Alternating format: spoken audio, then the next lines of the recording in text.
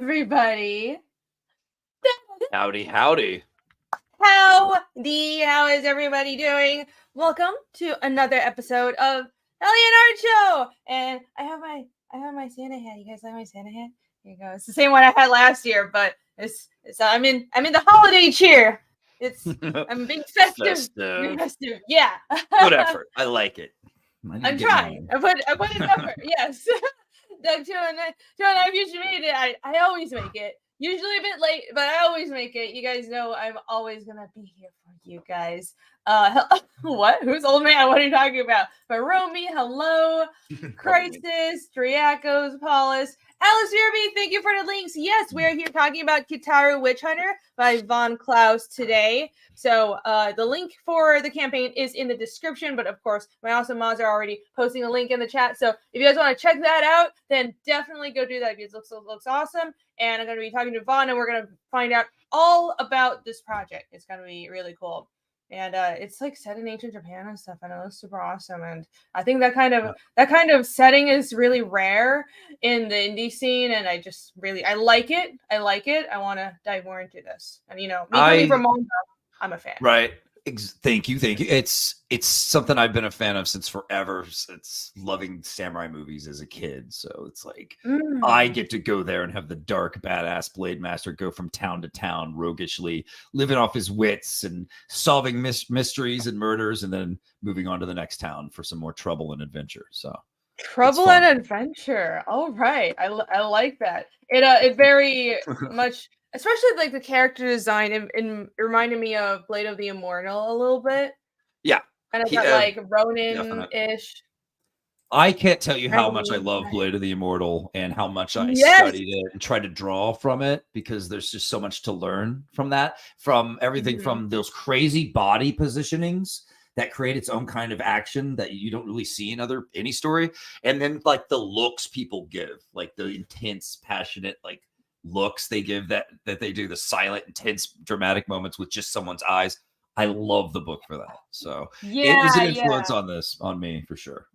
Cool. Yeah. I really like Blade of the Immortal. I think God, the art is so good because it's all like this brushy and graphite traditional art. But if you guys haven't read Blade of the Immortal, you should definitely check it out by Hiroaki Samura. And there's Michael Rushbrook. Hello! Michael is my artist on 2.5, Fiendish 2.5. For anyone who doesn't know, even though I say it every stream. But definitely everybody go follow him because he's awesome. He's awesome. 2.5 is also live right now. Down Solo, thank you for the link. Everybody go check that out. Yeah, and also that guitar. That's right. Yes. And Maromi already gifted 10 memberships. Thank you so much. So if anybody wants a membership, go click on there. I have been slacking recently. I haven't been very good about updating my membership goodies on YouTube. I admit, I apologize. But if you want member streams and exclusive content, some early releases, then you can join as a member. And I promise I'll get back on the wagon. I'm working on it. I promise. Just there's a lot going on. And there's Portia as well. Hello. PAJ Production. What's up? Omni. All right, we got the Northern Turbo is also here. We got a good group. All the regulars in the cool people. Awesome. I like this. Yeah. So I guess you've been on the show a few times, but for anyone who might not know you, because it has been a while, do you want to? I'm Vaughn. I make comic books. So what's your for people who make comic books? What's your favorite food? What's your orange? Favorite color and food. Same answer. I don't believe you that your favorite color is orange. Really? Why? I thought it would be like, because you're goth, and I thought it would be like black or something. Did you say brack? Black. Oh, okay. I mean, I am Asian, but I know. I'm gonna let this slide. No. Maybe the accent comes out sometimes. I think I said like. Brack is my favorite. Black is the no, but see, a goth kid would say black is the lack of all color because it contains no light, like my soul. Conformists. But I'm not going to do that to you because that's just snobby goth. I don't like snobs. Right. That is very that's snobby. But this color behind me, I really like that color. teal. Yeah, this It 50s looks like tealy thing. This tealy thing. It's cool. tealy thing. That is a nice color. Yeah. Well, so other than that, for a serious intro, what is your what's your background? Do you want to let Assassination. everybody know how you came? We can incorporate that as well. Let us know how you went from a secret government assassin to making comics. Oh, how did you know? No, it was for the government. Okay, now I have to kill you. I know. Sorry. No. We're allies. You So don't. Oh yeah, you're right. You're not. You're off the list. You're off the list. Wait. So my background is weird because I tried to not write comics, even though I've been writing them since I was 8 years old, and I first saw the Ninja Turtle comics in my shop, and it changed my life and made me want to. It was this burst of inspiration. I draw my first trilogy of books, and I've been making comics ever since, but doing all these other things. But basically, I went to school for a little later in life after trying all this other stuff and being a bouncer and shit. And I went to school for film, screenwriting and directing. Totally buckled down, became like, tried to be the best storyteller I could, made some cool things there, got some scripts made, but I did not want to go to Hollywood. So it's like, fuck that. I just knew it would be just a ball smashing and I would just come back home anyway and hate it. So I'm like, if I already hate it, why waste my time and money and energy? So I end up just working on comics while trying to make jobs work and job work and job work and job. Before I know it, I joined Comicsgate. I have a hit with Monster MD. I get fired from my job just before I launched Black Terror. And I decided to go full time after that because Black Terror was an awesome hit too. So I've been making comics since forever. I guess Monster MD was more around 2017. So I've been around for a bit, just making cool gothy punky stuff. My stuff has a lot of horror because I think life's horrific. It's very brutal because I think life's brutal, but it's really funny. And it's usually I find really great artists to work with. People love it. And yeah, I mean, that's me. I make comics all day now, and it's kind of a blast. It's kind of insane. But sounds like a good life. Sounds pretty great. I mean, I can't complain. I mean, I don't have a boss. Having a boss can suck. It could be a pain. So, but it was scary, man. When I got fired, I had 3 broken ribs, and they were inaugurating Biden that day, and I was just like, "This sucks." Oh no! But luckily, Terror in the Trenches was awesome. It was Monica and I worked really hard on Monster MD. People loved it. We followed it up with Trenches. People went nuts for that. It did really well. So it's been able to like help me run this business, I guess, of comics, which is insane. I just bought all these 11 by 17 frames, and I'm framing like all my covers around the house now too. It's kind of fun. That is awesome. Yeah. I'm kind of getting to the point where I have some work for Fiendish. I'm still working on it, but I've got, if you can see in the darkness of my studio back there, that's like the Fiendish one, black and white cover. But it's just, and I have the map over there. There you go. I have a new studio, guys. It's awesome. I'm really happy with it. And it's all black. Cool. Look, it's black. The walls are black. This is great. But my favorite color. Yes, my favorite color because I'm dark and edgy. But it's so nice to have your own stuff. And usually I don't put my own work on the walls, but it's different when it's a comic, and it feels so great to be surrounded by something you've built. I feel like these are like photos of my children. Baby 1 and baby 2, you're so pretty. Yeah, it's true. I do feel you just nailed it with that. I agree. That is how I feel. I couldn't describe it before, but it's like your kids are but it's accomplishments that you need to remind yourself of sometimes, because this is, I don't know, it's a weird world. It feels like I've only just begun comics and people still don't know enough about me. So I've got a long road ahead, I've got a lot to make. Yeah. And me. Well, someday we will be rich and famous, and then we'll be looking back and like, remember those days when Mom was doing Monster MD and Terror in the Trenches, and Irene only had 2 books done and was scrambling. Just budding artists. Trying to figure out on our yachts. Hey, maybe hot air balloons. We'll be rich. We'll be awesome. Yeah. Someday we'll have. Someday. I don't know about yachts, but I like to own a castle. Are you really? You're going for the castle? That'd be awesome. Yes, that's my goals. Someday. I mean, Europe is just, they don't even know where to put all the castles, man. They're kind of giving them away sometimes. Oh yeah. Yeah, I'm gonna move to Europe, buy a fucking castle, and just it'll be great. You're all invited. Sweet. Well, speaking of making us rich and awesome, don't forget to back KITARU Witch Hunter both on Indiegogo and Fund My Comic, because I'm doing both platforms. We're double dipping. We're Fund My Comic some love too. I saw you did really well on it with your book, Rennie. Yeah. So I didn't know that it was on Fund My Comic. Here's also your website, Rise Again Comics, which I love this trailer. It's awesome.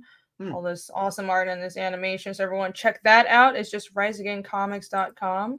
But here is KITARU on Indiegogo, and I'm gonna pull up the Fund My Comic in 1 second. Yeah, I quite like the Fund My Comic platform. It's different, definitely, but I'm all about being freedom of creation and free speech, and Luke's idea of not canceling anyone from the platform, like unless it's something illegal, I'm sure, but I know he stuck to that because there's people on the platform that he disagrees with, but that's fine. And it's also very geared towards comics. It might be a smaller platform than Indiegogo or Kickstarter, but I just like what he's doing. So I decided to do 2.5 on there. I had a great experience. What do you think about it? Same thing. I like that this is our own people and we're supporting them and we're starting something new. We're giving ourselves other alternatives that don't discriminate. It's what you have to do. You have to build islands to chill upon. And they've done a good job of that. I'm seeing new comics there all the time and money actually being spent there to support stuff. It's great. It's only just begun, guys. So I have a positive outlook for that one. It's worth supporting, and they take less from the artist fee wise. Cha-ching. So it's nice. That They're definitely cool. That has been great. I very much appreciate it. And it's just so it's so nice that why isn't this page? I'm trying to load from my comic page. Give me a second. It's just so nice that Luke not just being our friend, like he's Comicsgate, he's our friend, we know him, but I just find that he has been really responsive to customer questions. And maybe it's because I actually know him, but I haven't heard any complaints or even just in other people on FMC of like, well, the customer service isn't there. Like that was a major issue with Indiegogo, and here I have the actual Comic Con. Hold up, let's switch over here. And he's been great with me too. Yeah, he helped me through some things and pointed out some fixes for me that I had missed because I'm only one guy. It's great to have that oversight. So he didn't have to do that at all. Indiegogo sure as hell doesn't do that. So pretty cool. Cool. Yeah, definitely. Max Santiago for $2. Thank you so much. Vaughn, what inspired you to create this character? My friend brought in this copy of Dungeons and Dragons Oriental Adventures one day, and they have a witch hunter class, and I was and I went a little ballistic creatively. I was excited by this idea, and I started coming up with my character, but I don't think we ever even got to play one frickin' D&D game. Maybe just one, and then like we switched over to something else, or just it all fell apart. But I swear we didn't really play it, but instead I had this character in my head named KITARU. And from there, I was like this cool roguish witch hunter who goes from town to town solving these horrific mysteries and then taking on these monstrous witches with these different cool pieces of ancient mystical gear that helps a human keep up with the very physically advanced and dangerous witches. So it's like me indulging in mystery writing, samurai swordplay stuff, supernatural stuff, and also just a character that he's real. He has real problems. He's very haunted. And you'll find out a little bit about that. His roguishness gets him into trouble. He's not one for rules. And so he's like the rule breaking witch hunter, and usually they're very regal and very respected, but also feared by the general public in this world. And he's just more of one you can relate to and get into his adventures. And so I hope people will dig it. It's a character that's been gnawing at me for years, so to speak. So I just kept thinking about it, and then one day I made the whole comic. So here we are. Cool. I'm looking at this art. I really like the style. You do always find such awesome artists, man. That's awesome. I was mentioning. Okay. Oh, sorry. Go ahead. Oh no, I was gonna start talking about Blade of the Immortal, but yes, do tell us more about this artist. We can nerd out about that later. Felix, I definitely showed him Blade of the Immortal when we were working on this. Felix is a great artist, family guy, military, like badass, always looking for work. So if anyone else is interested, I inked, and then we had oh my god, what's her name on colors? I forgot her name because she ghosted me like years ago. Before this book was finished. Yeah, before this book was Mackenzie Martin. Mackenzie Martin ghosted me before with like 5 pages left. And so my colorist from Monster MD filled in, and it still looks it fits perfectly. Like it looks exactly the same. She did a great job, but she kind of saved me on that. So I gave her that. So that's the only reason we have 2 colorists, guys. It's not for most of the book we had Mackenzie Martin. Right. Yeah, I can't. I mean, I don't know which pages were colored by who, but it all looks pretty consistent to me. And I can tell you've got like, I don't know if you give your colorist this direction, but there's sort of this like flat but textural coloring to Monster and Terror, and this as well. It's kind of like the Rise Again look, and I quite like it. Oh, I never even thought of that, but I do. I mean, I'm very hands-on with every aspect, so I'm directing. Like until we get the right colors, we don't start. And I guess I am a little obsessed with texture. You're right. I mean, I don't know what it is. I just like it in comics that I've read. You know, those stuck out to me, and the grittiness that texture brings to the world, I think, is appropriate. It's grainy film. It's a grainy samurai movie. It's a gritty world, hopefully. Yeah, it is very gritty and grainy. I see even the like the sort of gradation in the gray to the red in the background. I like it. And Michael Rushbrook, hello. Again, love the Japanese setting. Got to pick this up. Yes, Yang Yanzao is here. Evening, hello. Final Fantasy. People are talking about Final Fantasy. Oh, because Vaughn's in the chat. Hi, Vaughn. Vaughn's, are you excited about Final Fantasy? Yes, you are. I know nothing about this, but I'm glad people are looking forward to that. I had no idea. Yeah, I don't know. There's a new game coming out. Somewhere up in the chat. Hello, this is good. Yes, it is. Yes. Thanks, guys. Appreciate it. It's brutal. It's beautiful. It's funny. It's scary. It's mysterious. It's this haunted world where witches and demons are around every corner. And the mad shogun of the land has these witch hunters trained from youths into, adult. They become highly trained judge, jury, and executioners of witches. They smoke them out. Witches look just like you and me, man. But once you get them cornered, they get real nasty, real quick. And and then you have to take them on with special gear that can cut through their metallic laced bones for defense, and their hardened skin, and their watch out for the razor blade tongues and all that fun stuff. So they're nasty varmints to deal with. And so every witch hunter is a little different with their fighting style and their weapon. Their weapon is called a reaver, and KITARU's reaver is kind of cursed, and you'll find out about that more. Oh, I love this. You guys know I'm a Pathfinder player, and so I love that you mentioned D&D, and this is a character that was inspired by D&D character, and I'm all about that. That's great. That's great. Good. Thank God. I felt almost weird saying it. No, you know I play Pathfinder all the time. Like this is like my only actual hobby. But that's funny because currently, I'll try to not talk about my Pathfinder campaign for the next hour, but we're also playing an Asian-y campaign. We weren't expecting, we were just like pirates, right? And then we ended up on this island that's like a bunch of people from the fantasy Asia part of the Pathfinder world. And so we've got like language barriers and shit. So they're like Asian elves. And now you got me thinking, because I'm like, I might need a backup character if my main guy gets killed, because we've had like almost TPKs like 3 times. And we have a witch on the team. So it would be funny if I built a witch hunter. I love this kind of stuff. That would be, if you do that, please tell me. I want to hear. That sounds comical, man, too. Like, oh yeah, I'm sure I can not gonna like you. yeah, we'll figure it out. It'll be great. I'm surprised nobody else has done this yet, but yeah, it's tons of fun, and I just love this. And I mean, if I mentioned before that Phoenix was also inspired by a Pathfinder campaign that I was playing. So this is why I love tabletops. Perfect. Yeah, Casimir was inspired by one of my first characters, a ranger. And cool. And sort of like his whole personality. I mean, the story is nothing like the campaign, but just like the characters themselves. So right. I love tabletops. I think they're yeah, there's sort of like a story I wanted to tell, but the character just fit, and I realized what kind of character I really enjoyed writing. And I just think tabletops are so great for exploring characters and exploring ideas and world building. It's like it's great training ground for acting and role playing and writing, you know.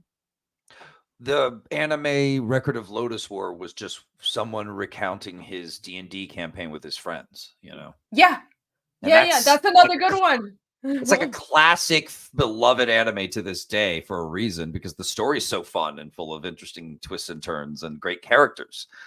So yeah, it's amazing that they did that way back then and were successful. Guys, I'm telling you, that's why things like Pathfinder, Shadowrun, D&D, all that stuff, it's like it's like the gym of storytelling and imagination. When you do that, it keeps you sharp, it keeps you inspired. So that's awesome to hear that, Rennie. I like that. Yeah, there's a lot of like thinking on your toes and stuff, which is great for problem solving, and sort of when you merge that with knowledge about storytelling. I think it's like it's a lot of campaigns and comics that I like. I'll find out, oh, they were like inspired by D&D or tabletops, and I'm like, that makes sense. It's like I got a spidey sense for it, but I knew it. I knew it. This looks so awesome. KITARU, I swear, I remade him a few times over the years, Rennie. I did a full manga that I drew of him years and years ago, early 2000s. And then I started another one when I moved to Chicago that I was working on and drawing. And then I just ended up finding Felix and then working with him. So this guy's been polished and reiterated a million times and redesigned even with his costumes and everything. Because I don't know, I've carried this character around and loved him forever. And I don't know, he won't go away. I hear him in my head. He's doing awesome mystery shit. I don't know. It's a dang good thing when you can write something that has so much of what you love in it. And so I guess maybe that's what keeps pulling me back. It's Blade of the Immortal, Lone Wolf and Cub, British mysteries, and a little bit of Naruto inspiration with some of the ninja stuff, but really in the end it's more dark and gothic. And I don't know if you guys like Castlevania meets samurai stuff, this might be your thing. Castlevania meets samurai. That's a great pitch as well. So those are obviously a lot of samurai influences. Even though it seems like you got like a roguish. They're not samurai, but in my mind, like looking at this is like, oh, it's Witcher but Japanese, but also more kind of like a Ronin character. And I'm just like, how has this not been done before? It's just a brilliant idea. But you said, seriously, yeah, you said you were inspired by Blade of the Immortal too. Do you want to tell us how that kind of tied into it? The character of Meiji and his I don't know, his roguishness. It inspired me visually when it came to fights too. Like, how would I approach a fight? I'm thinking a lot about how Blade of the Immortal uses these wide shots. It gets this cinematic feel to it. And but at the same time, we didn't follow their fights exactly. If we did, there'd be way more line work and intensity. We went for something a little cleaner. But it's, in the end, I think when you see this cover, like the energy of this is very Blade of the Immortal inspired. The dynamicism of the blade and the chains coming at you, the hair that's a little like Meiji's. It's, it's there. It's dang good. It also, that manga is so brutal and unrelenting with its twists. It's like it reminded me to keep that going with the KITARU too. Yeah, it's super graphic and brutal. It's just remember like some of the ways people get killed. It's very creative with that. Yes. And if someone gets killed, like gets their hand cut off and falls off a cliff, they come back with like their bone sharpened and their arm to stab you with. And, like, insane, absolutely insane. Yeah, it's also it's amazing. Not a very, the style is very regular manga. Like a quick Google search and you'll see it's I mean, it's more seinen. I don't know how they class it, but I think it's more seinen. And seinen is comics and manga for adults, so specifically adult men, and that's the genre. Same genre as Berserk, and or sort of target audience is Berserk, Vinland Saga, all the kind of stuff like I like. That's my wheelhouse, right? It's seinen, and It's people don't really like know different genres of manga, but they are different genres. And I was like, I can definitely see that, especially with sort of the like the raggedy is Kitaru's like raggedy kimono and stuff, and like the whole outfit. It reminds me of just so much about the design. Reminds me of Bladed Immortal and Manju, but it's different enough. It's really different. I like how a lot of these elements you put in the character design, because as an artist, I'm looking for these things, and like the fur around his neck. That really makes him stand out. I've seen that before. It's like a kimono, but he has fur there, and he's got like distinctive hairstyle. He's fighting with the chains. I think that's cool. I'm always looking for like cool weaponry and everything. Is the sword an actual Japanese weapon? It probably is, but I don't know that one. I didn't research a real weapon for him. I just designed this weapon to make it. I kind of approached it like, you know how on Miyazaki, and he did what was it called? Princess Mononoke. It was like things were inspired by things, but they were their own, like weapons and blades were their own shapes, not necessarily like a traditional Japanese sword, but it was, I don't know how to explain it. It was its own world, its own functionality, their own version of it. I wanted his weapon to be unique because his weapon's very important. You'll find out with its curse. And also it has a functionality with that little pommel, that guard there, that kind of is different. It can block spells and capture them and turn them into hexes, which come back 10 times stronger on.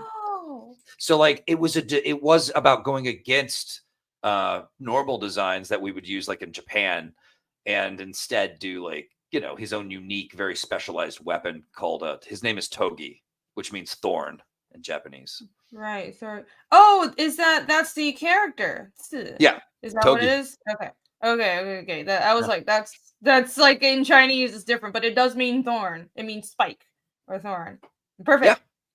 Yeah. Yep. Cool. Also, he's got this sword that like is it like a talking sword or something? As I love that kind of stuff. I don't know. Yes. Spoilers. It's no spoiler everything. I'm sorry. This sword talks so much trash. This happens in like Pathfinder D&D all the time. So I don't know, maybe, but that would be cool if it's a talking sword. But no, literally, because actually Jake's new character has a talking sword. A talking hammer. It's obnoxious as fuck, but I love it. It's so much fun. Nice. Yeah. So you got. Oh, sorry. Go ahead. No, go ahead. I was just like, hopefully Togi isn't too obnoxious to everybody, because I think he's a pretty awesome sidekick. No, it's great. I'm sure it'll be fantastic. So you've got this sword, this named sword, and the hilt is essentially like a spell storing ring. Or you can a what? Oh yeah. Well, you put your weed in there or whatever.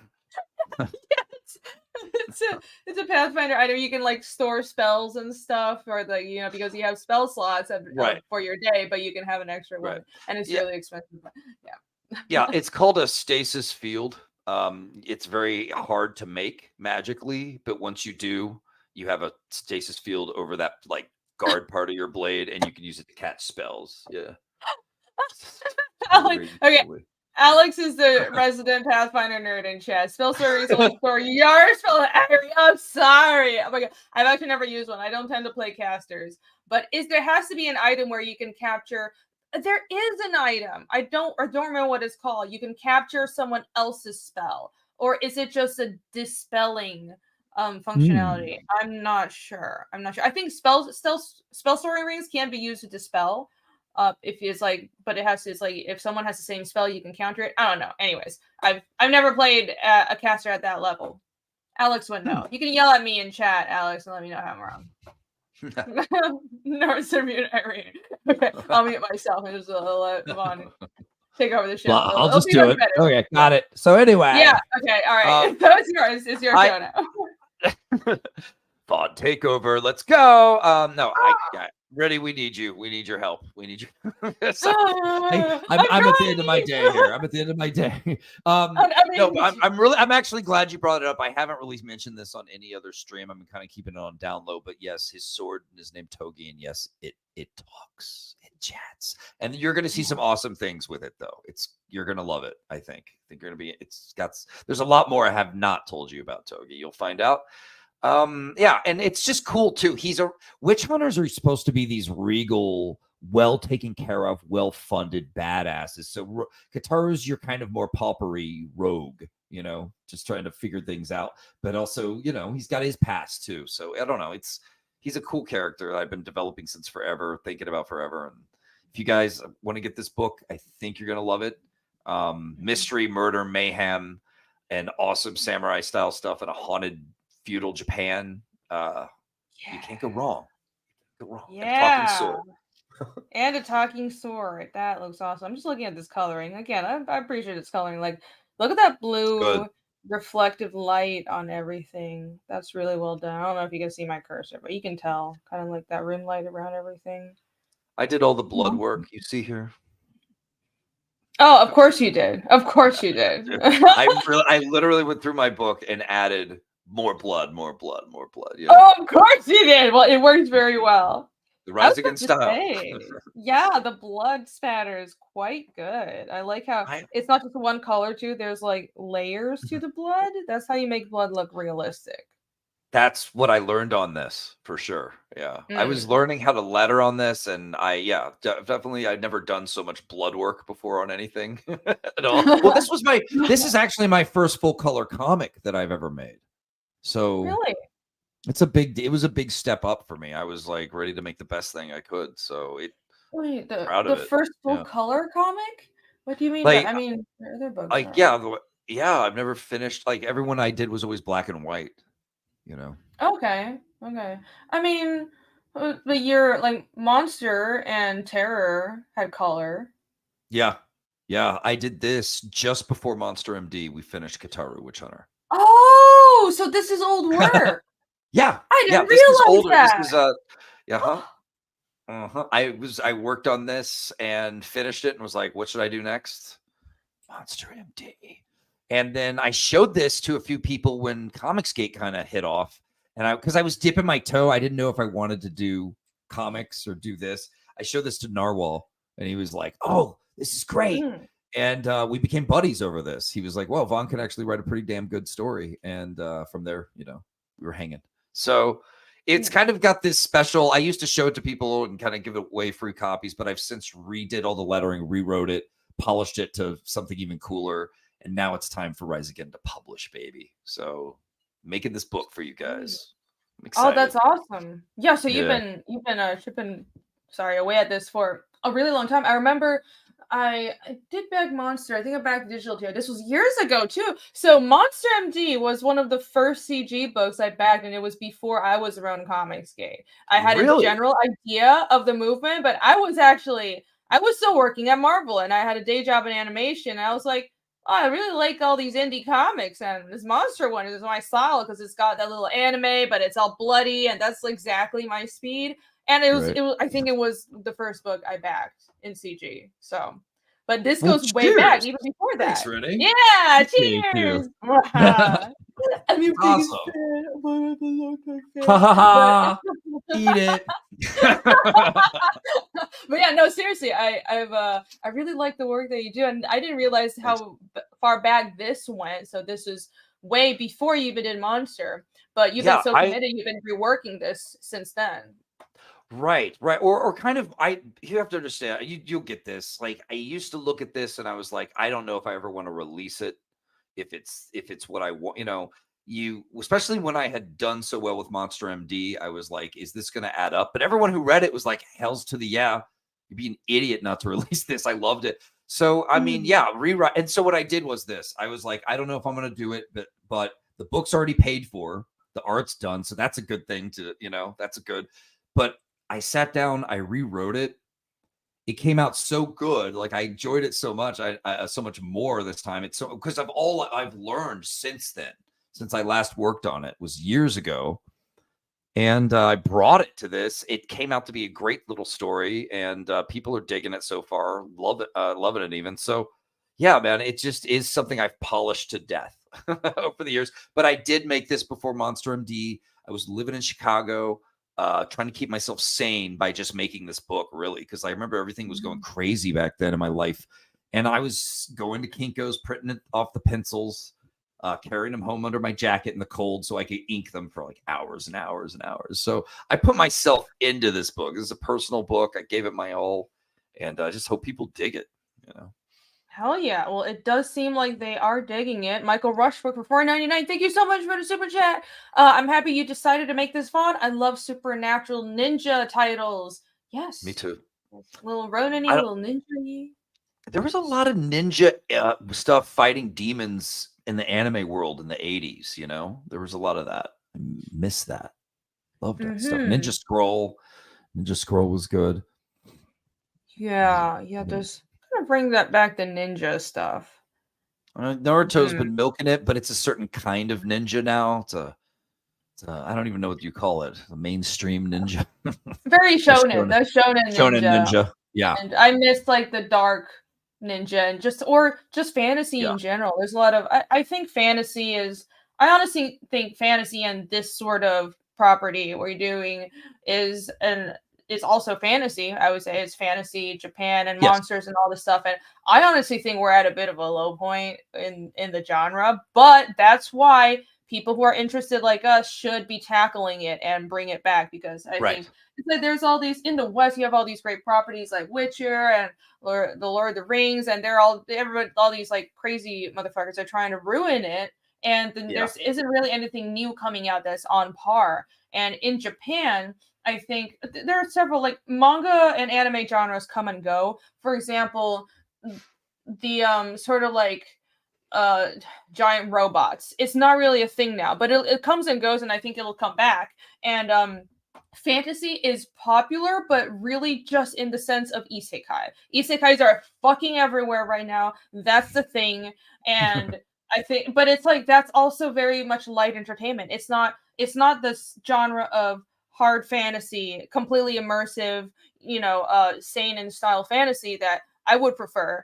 And so that's like Vinland Saga isn't really fantasy, but it's close enough. And that's why I'm a big fan of stuff like Berserk, but Berserk is for gold. It's not sort of something new. So there's not a lot of new fantasy series anywhere, probably with the exception of European comics, because European comics are like fantasy, and it always has been that way. It's like for our superhero genre, for them it's fantasy, right? And I love it. I loathe that I wasn't born there sometimes, but anyways, anybody in Europe, if you want to publish Fiendish, hit me up. I think it'll do well. Let me know. I want to be in the European market, but let's go. Yeah. So I think let it, like, their version of fantasy was to homogenize everything for like women falling asleep on their couches at home, the beauty and the intensity that Lord of the Rings gave us all those years just got co-opted by more political people, and the end result was the Rings of Power. The end result is actually even Star Wars. Everything feels the same. Lord of the Rings, Star Wars, everything to me just feels like the YA section now. And the YA section has every right to exist and do its version of fantasy. No one's wanting to stomp on that, okay? But don't turn everything into your formula. It doesn't work. We do need more, like you said, sin and like adult, violent, dark fantasy awesomeness. People will go crazy for it. We do have to keep it alive and bring it back. Agree. Right.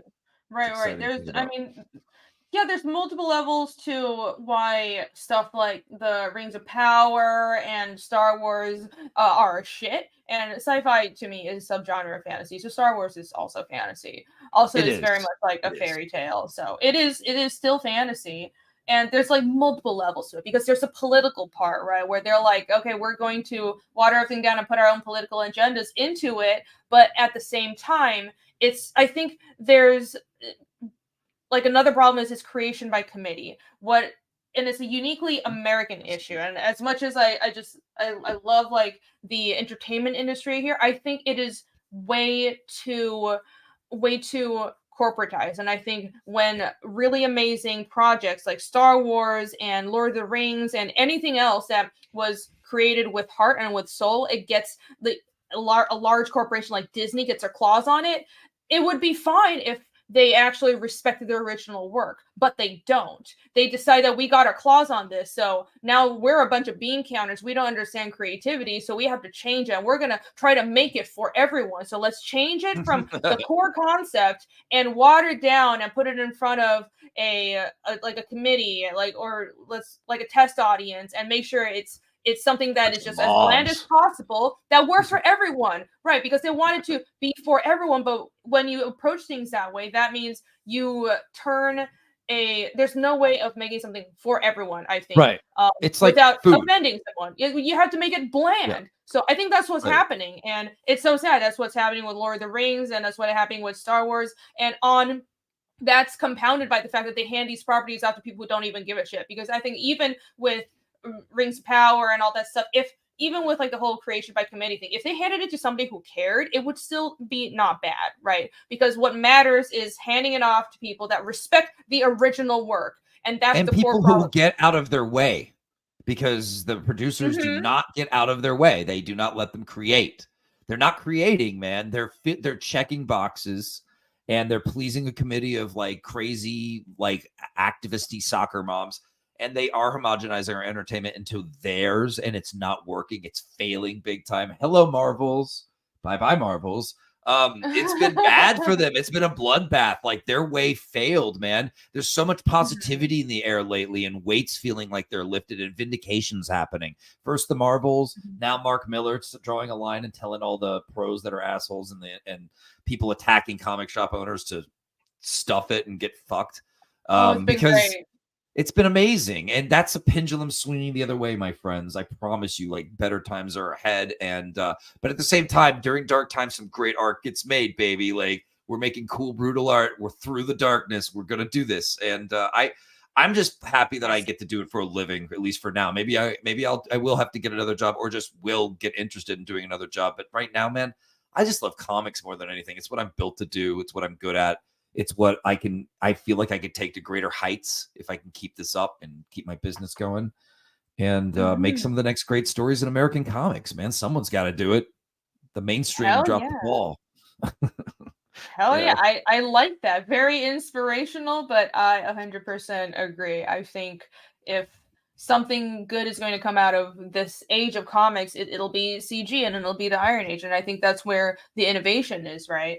It's certainly not out of the mainstream.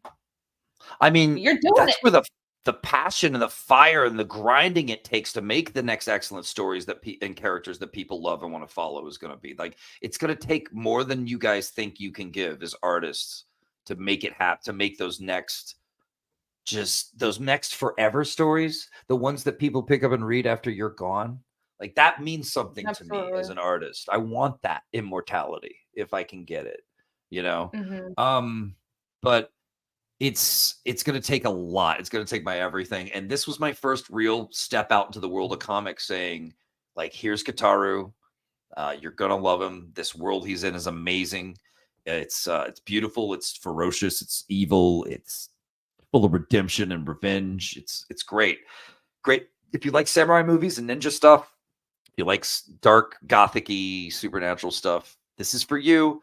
And I don't know. I've been proud of it ever since, but and I'm happy that it's time to release it. It's time to get it to the public and make people happy, because I swear, everything is upside down too, but I just feel the good around the corner, man. Positive things are coming. I promise you guys. It has to be, you know, the pendulum will always swing back. And I like your positivity, because there's a lot of doom nowadays, but I think we're in the storm. That's essentially what's happening. But it's gotta swing. Exactly. And storms pass. Storms pass. So yeah. Well, we're gonna fight through it. Grrr! Grrr! We will be there. We will be there to to snacks. pick up the pieces. Oh, yeah.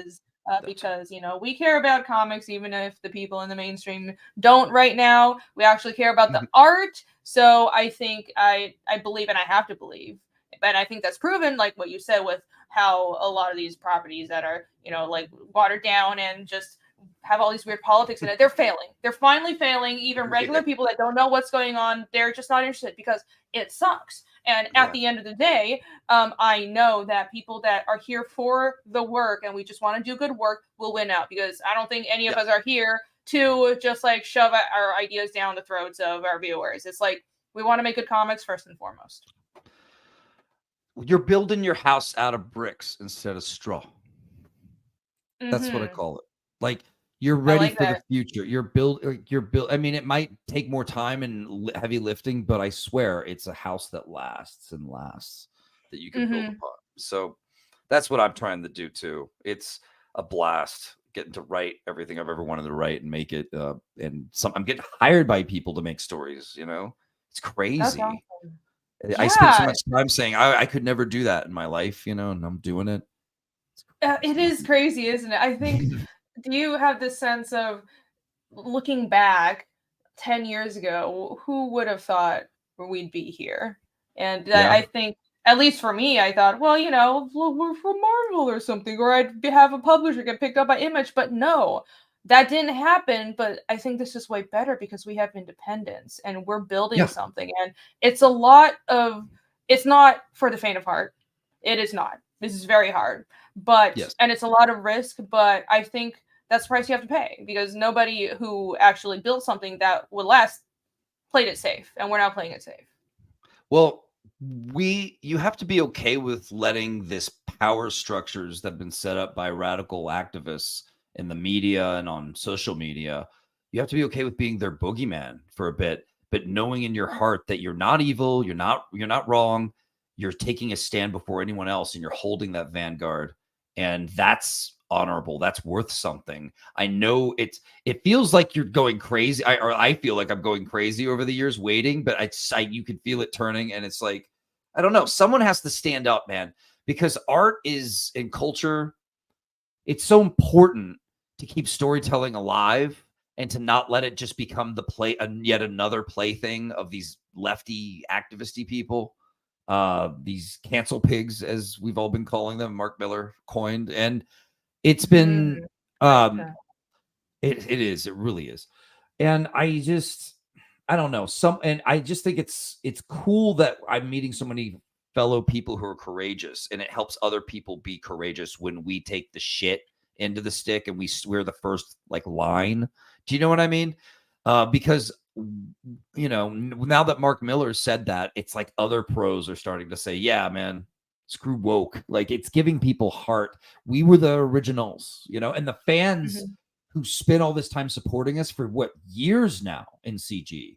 Like, you guys held the line. You guys helped make indie comics a more interesting and more free place for everyone. So thank you for that to the fans too. Just want to say that. Absolutely. None of this is possible without the fans, without you guys being here supporting us. So thank you.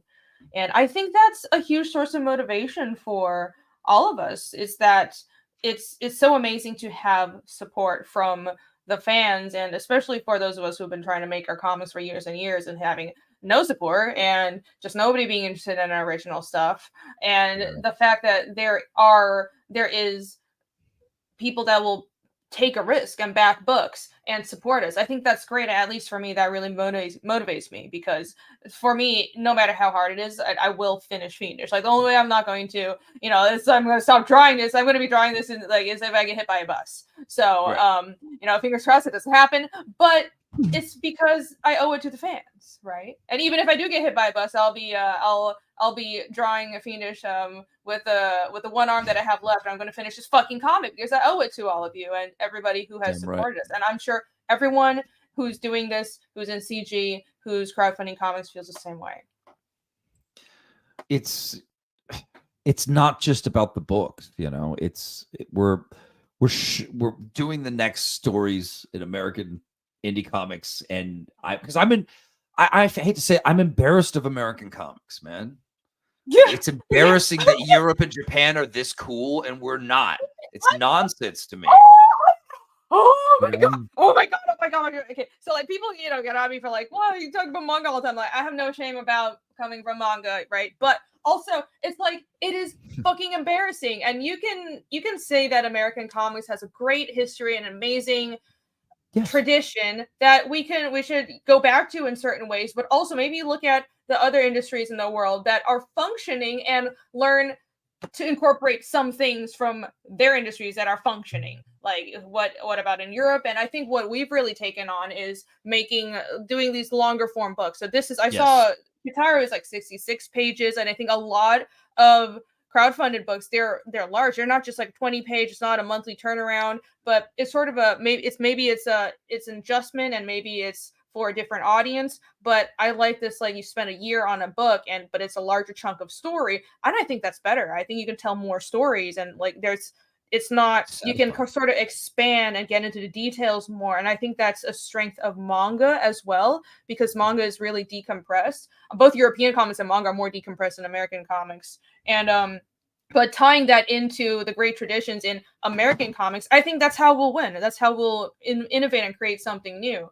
But yeah, honestly, it's fucking just embarrassing how bad the mainstream industry here is. And people, I think there's sort of like, people haven't really realized until now how bad the comics industry has been doing, because there's a shield of the movies, right? And these companies like Marvel, and they're owned by Disney. Disney is kept afloat by their theme parks. They can put out shit that doesn't make money all the time, and they keep Marvel around as R&D, and that's the same with DC. They keep it around for idea generation. Do they really give a shit if they're making money? It's like they don't pay them. Right.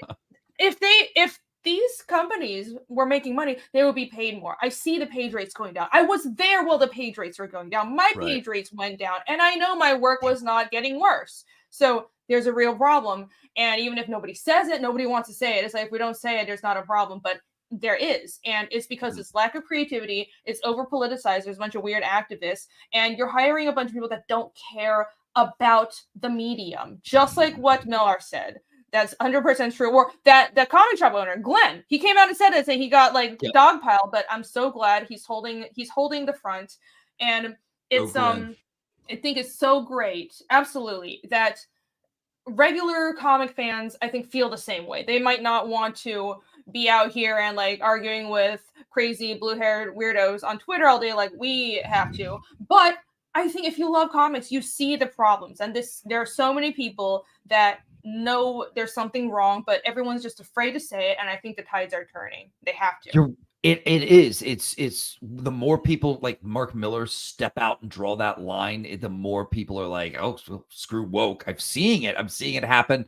But it's not just that. It gets so bad that like even when my mom's like 70 years old, right? When she finds out what woke is and hates it, like their end times are coming, because that means a lot of people across America who are starting to catch on. It's just that these things, all great, what will I call it, revolutions or realizations in humanity, when we become culturally cognitive of what's really going on, it takes time to get there. And then once we get there, it's like we're all laughing at it. We're all pushing it out. We're all telling it to F off. Now I'm hearing about all these investigations going on into the weird diversity hiring practices of all the college universities and how it's done crazy, horrible stuff. Anyway, it's all gonna shift. People are sick of it. It's time for major, real change. And we're the comic version of it. Yeah, we're in the little corner of comics, because comics is always like this little corner. It's so frustrating because I'm like, I love this medium. I can't be doing other stuff, right? I've worked in animation, I work in game design, but I love comics, and it's so frustrating that the comics aren't ubiquitous like it is in Japan. And I think I want to see American comics be on every corner store and just be ubiquitous in the culture, not just the movies and people know like Iron Man from the movies or shit. No, I want people to read comics, because I don't think it's like a lot of comic artists here, I've noticed they sort of have settled with like, well, comics is just not a medium that makes money. It's like, no, that's such bullshit. Like, look at the success of manga. Look at it's like, do you think Japanese brains work differently than American brains? Yeah, the culture is different, but the medium is a lovable medium. Regular people, if they're presented with great work and great entertainment, they are willing to try it out. And we can like, I want to convince people that comics are awesome and regular American public should embrace comics again. I don't know, like, I'm a nobody, but someday if I get rich and famous, that's what I'll do. I'll go on like PSA tours. Everybody read comics. This is culture. Thank you. Thank you. And you're hungry for stories, and they would be if we gave them good stories, but we don't. You know, they're hungry for different, and people, because of culture being so weird, they're hungry for weird stories. You know what I mean? Like, everything became reality TV, and that overplayed its hand and then some. And it's just become this weird thing. But people want good stories. If they see them, they will buy them. But they are just, we don't treat it. I love superheroes. I don't want to blame the superhero, but it's like, because of the superhero, people just associate that with American comics, and they don't see why that should be everywhere. It still should be in my mind, but so should all the cool indie stuff that you don't know about, that you should know about. These great new characters and stories, these great artists. I mean, the amazing artists in indie, man. It's like an endless sea of realized like talent that people need to know more about. Anyway, I love getting to work within that and find artists and help them come out with that. It's just that in America, we haven't gotten there yet. But Rennie, if you and I keep working and people like us, I mean, we can invent the new, I don't know, American wave. I don't know what they'll call it. Who knows what historians will. But it has to be. And you and I, we take so much from the East in our work. And I think that's not always in my work, but KITARU, obviously. I mean, it's very powerful stuff that's worth taking from. I always think about musicians like kind of copying each other to like make stuff better and rock. Like I love punk rock and metal and goth stuff. And I don't know, I'm always noticing how when you learn about these bands, they're always just really inspired by other bands, which inspire other bands, which inspire other. It's this steal from each other what works. I love the way manga does certain things. There's other things I don't like, so I just toss it out and I take. And that's how America makes cool new stuff. You don't make new stuff by just repeating the same superhero tropes over and over and over and over. For me to read a superhero book, you got to have that extra hook that gets me. Kind of like when Grant Morrison did, like, what if Superman knew he only had a few days to live? Like, bam, I am there. I want to read that book. Like, I am hooked. But that helps. And it's not like they can't do that with superheroes anymore. They still can. It's just hard as hell, but the greats can still do it. And I love superheroes to death, but you know, I'm hoping that we can be part of a new wave of something different in American comics that makes it interesting again, makes it cool, makes it so that the person who's craving a story sees it and goes, I didn't know I wanted this. I'm getting this. Yes, take it absolutely. That's correct. Yeah. And you know, it's I kind of I didn't grow up reading superhero comics. I'm trying to delve more into it, and at least, you know, like Juan Coleman has been saying, what I'm reading Frank Miller's work, like his Daredevil, Elektra. I'm trying to just seems like there's so much history to it, and I don't know what's good. The stuff that I've tried haven't really been my speed, but I think it's also because I came to America in a time where everything was going downhill. So when I first came to the States and I studied comics, I went to SCAD, I majored in sequential art, and we had to read some comics, but I also feel like there's a lot of things that I wasn't taught, and there's a lot of really famous people that I wasn't super educated on. It's weird. It's like, no, I went to school for comics, but there's a lot of stuff that they didn't teach us. But but beyond that, it was also. Yeah, but it was also a weird time where I tried to explore American comics on my own, and what I latched onto was IDW and Image at the time. And now those publishers are weird as well. Yes. But one of my favorite series is I really like Frank Miller's other stuff, like Sin City 300, but then also DMZ. I was really into that, and Scalp's one of my favorite series. Scalp is amazing by Jason Aaron, and also Lock and Key is also one of my favorite series ever, and a bunch of other just indie books, mostly Image stuff in that era, like the 2010s, and that was what I latched onto, and I think I've been I didn't quite understand superhero stories, but I've been gaining much more of a respect for it. I definitely have respect for it. I understand it more now that people who really love and grew up with it are explaining it. But I think it's just been hard to see it because it's been so neglected. You're right. The people that are actually in charge of superhero stories have been regurgitating the same thing over and over again, but badly. And then you have people coming in that don't even know how to tell a good superhero story. So you have like superheroes just drinking coffee and talking about their feelings all day, which is not a superhero comic, right? So it's just sad, and I want to see all genres flourish. I want to see our stuff like KITARU and stuff like Fiendish, right alongside any new super innovative superhero stories out in every corner store. And I think our culture will be better for it because this medium is awesome, and we've got to find a way to get there. We will. Yeah. The good stories always break through, guys. They always break through. Yeah. Kind of really wanted to marry comics already. I feel like I have. I feel like I am pretty much married to comics. This is why I have no social life, because I come home to my comics. You're at home with your hubby. Yeah. That's it. That's all I do. Let me get caught up on some super chats, and then we'll go through. There's just so much more to this campaign. We'll go through all the good stuff on it. Okay, no problem. Michael Dicha for $5. Thank you so much. Vaughn. Oh, this is for Vaughn. Okay, I'll save it for when he's back, and I'll read it when he has returned. Max Santiago for $2. Thank you so much. Blade of the Immortal is dope, not bad company. Yes, Blade of the Immortal is awesome. I have to say, I never quite latched onto any of the characters except for Manji. Like, Manji is just like so gruff. He's got this kind of like gruff, but with a heart of gold kind of like roguish personality, and I love it. But everyone else, I was not super into. But the art is so good, and the bloody ass battles with like all these like it's just like when people get tortured in Blade of the Immortal, it's like the most horrific shit ever. Okay, and it's so brutal and bloody that definitely paid off. It was like it balanced it out, even if the only character I really liked was Manji. Yeah, it's cool, and the whole worm thing was really interesting. Alex, Blade Bound Magus. I'll remember that. Thank you for that. I had to start that because I'm like, I remember. Maybe I should build that. That'll be great. I wonder if that's what Jake built, because he has like a character that has a magic hammer now. Wait, that's just like Cardinal. Michael Rushbrook for $4.99. Thank you so much. I'm happy you decided to make this one. I love supernatural ninja titles. Yes, I read that, but there we go again. Michael Deesh had a question for you. Thank you very much for the super chat, Michael.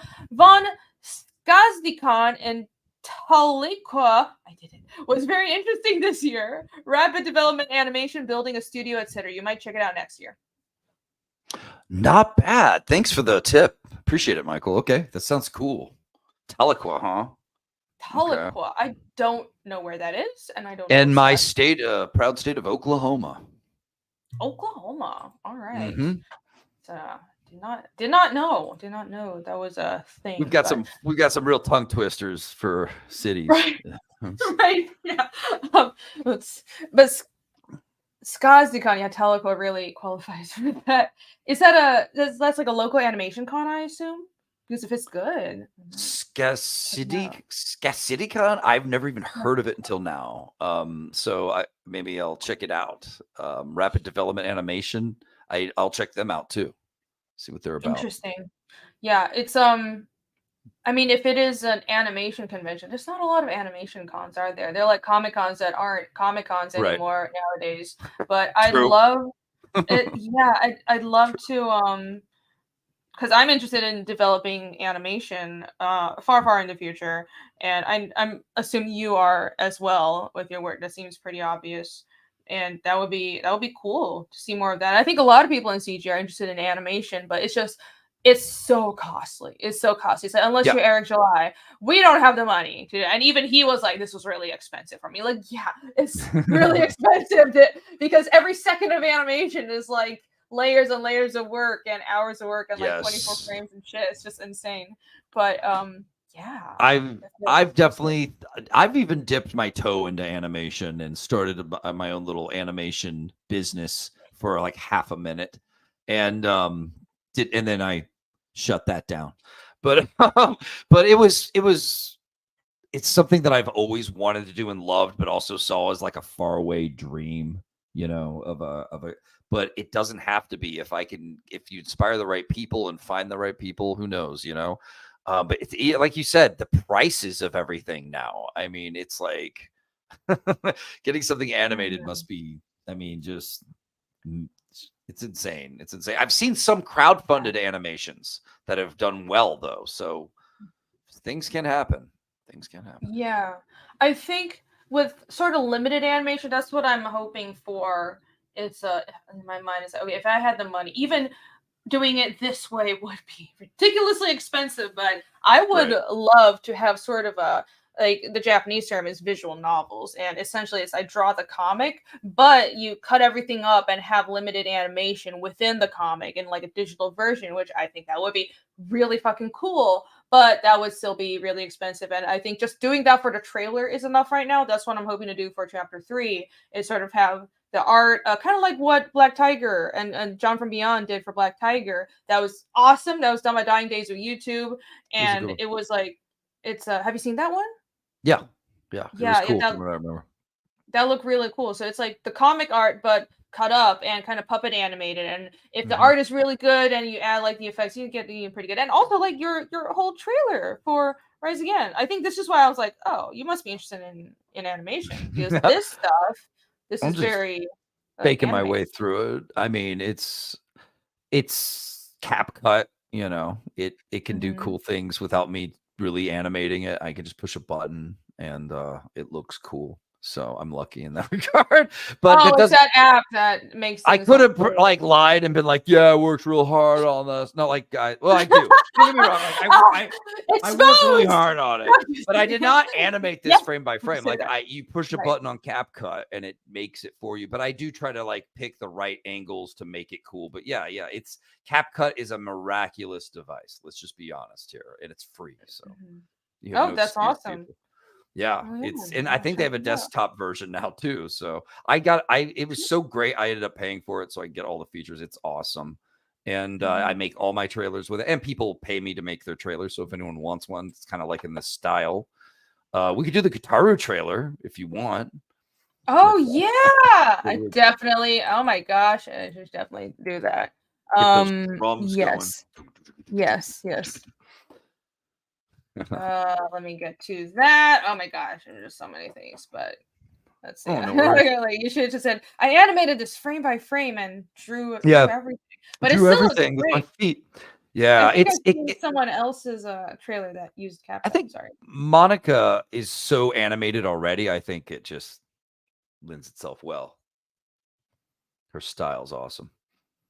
Oh no, Rennie, you froze. We can both be frozen, or maybe I hope I'm not frozen. You guys, take chat. Am I frozen? Or what's going on?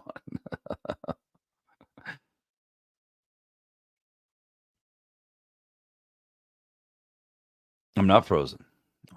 Okay. Well, I'm gonna. Hello, everyone. I'm Vaughn. I'm taking over Rennie's show. This is a Vaughn raid. Hope you're all ready. We're gonna do. I don't know. Can I share my screen without her? No, she'd have to like okay that. I can't really share things with you. We're just gonna talk. We're gonna talk about how what is Rennie thinking with her finger here, everybody. What is she thinking? Oh no, Vaughn raid. Let's go. What's up, everybody? What's up? How you guys doing tonight? Yeah, this is my show now. It's my show. You're gonna have to deal with this. You're gonna have to deal. You guys want to see my giant trap jaw?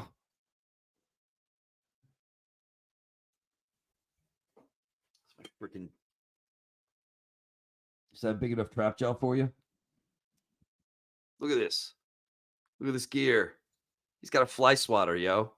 Those flies on Eternia must be bitches, man. These are little bitches. Anyway, this is the coolest thing. Toy type. It's not a toy. It says it all over the box. So I got the confirmation. But whatever. It's a toy. Come on. This was yeah. Trap. Yeah. Come back, Ready. Ready. Well, yeah. It's okay. We'll make this work. She'll be back. I know she will. Oh my God, you guys. It's kind of nice just having my own show, you know, just for a minute, you know, never had one of those before. It's still a doll. Yeah, you're right. You're right. Still a doll. Let's not have any illusions. It's a doll, but damn, is it cool. It's cooler than your doll. It'll kill your doll in its sleep and then gnaw on its face with its trappy jaw. What Michael Bancroft says, Vaughn, what can the rest of us do to get that 2-pack-a-day smoker's voice? Oh, for me, it was screaming. So every morning I would wake up and I would scream about life. Then I would smoke 2 packs. No, I'm kidding. I smoke a little weed, probably too much. But I noticed my voice started getting more fucked up as I got older, and I was like just pissed off. So just get pissed. Your voice will get sexy. I promise. Just get pissed and yell it out every morning. Get it out. Oh, nice Gundam art. Yeah, this poster behind me is actually signed by the creator of Gundam. And I found it in a Texas garage sale for free. I got a free Char's Counterattack signed Mobile Suit Gundam poster. That's awesome. They just were getting rid of it. Hey! Oh my gosh! Oh, I'm so sorry! Von Rain! Oh, my power went out! I'm sorry. It's so stupid. I'm the bouncer. Like, don't worry, we had the whole show under control. We had it all under control. Well, nothing. It hasn't burned down yet. Oh, you're showing your dolls. What did I miss? Oh, that's my great. giant trap jaw. Yeah. Let me full screen you. Let's see that. That's awesome. I think either my power went out or my computer overheated. But fingers crossed it doesn't happen again. Oh wow. Okay, if it does, we'll know what's up. We'll know. Yeah. I've been having computer issues, but hopefully, fingers crossed. Yeah, it sucks, but I'm saving up. I'll get a new one. It sucks. Something just like went kaput with it these past few months. I don't know why. But let's get back into things. So we were talking about animation and everything. We're gonna watch the trailer for KITARU. So let me go back to find my comic and get that playing for you. Crisis is not a doll. It's one of those like obnoxious people that's like, oh yeah, nice dolls. I say that to somebody's figurine collection. It's like the most insulting thing ever. They were saying it was a doll, but they're now the people are disagreeing in the chat, so that's cool. I mean, it technically is, but it's also like that's what I was saying. You're supposed to say figurine. Yeah, that's what Vaughn said. That wasn't me. He said doll as a joke. I was like, you can call it a doll if you want, because let's just be honest. That's what I said. Because I mean, I don't care what you call it. It's bad ass. It is pretty cool. It was very cool. Beautiful. Yeah. Lovely. Cool. Yeah, that looks awesome. Do we get this? Is it sharing? No, it doesn't like me. Let's see. And there we go. Why you no like? It's an action figure. Chad's very offended. You called it a doll. So it's a butch doll. It's okay. It's a butch doll. Okay. We're saying it. Sure. It's like the butchest, most angriest, coolest doll ever.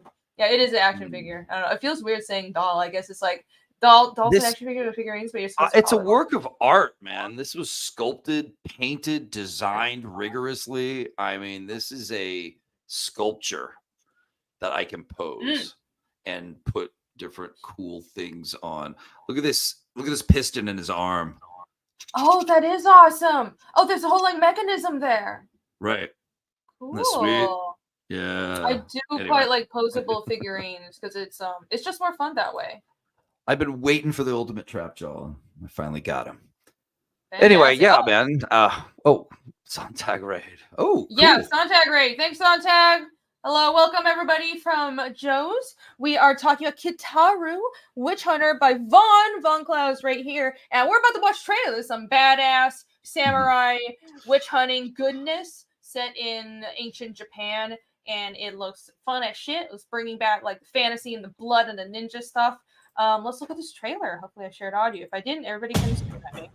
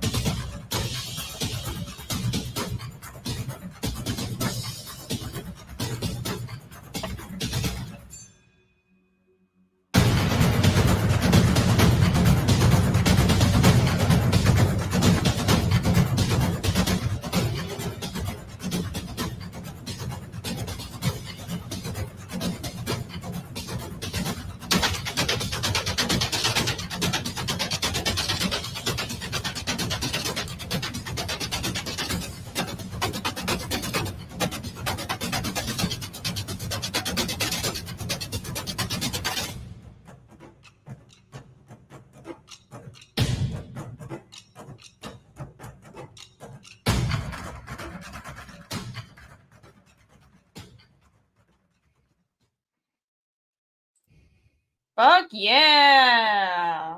Awesome. Stitches. Witches get stitches. I went to this Japanese botanical gardens in St. Louis one time, and later that night they had those amazing Japanese drums, like a whole concert of them on the lawn, and I just sat there and just was in heaven, soaking it up. It was badass.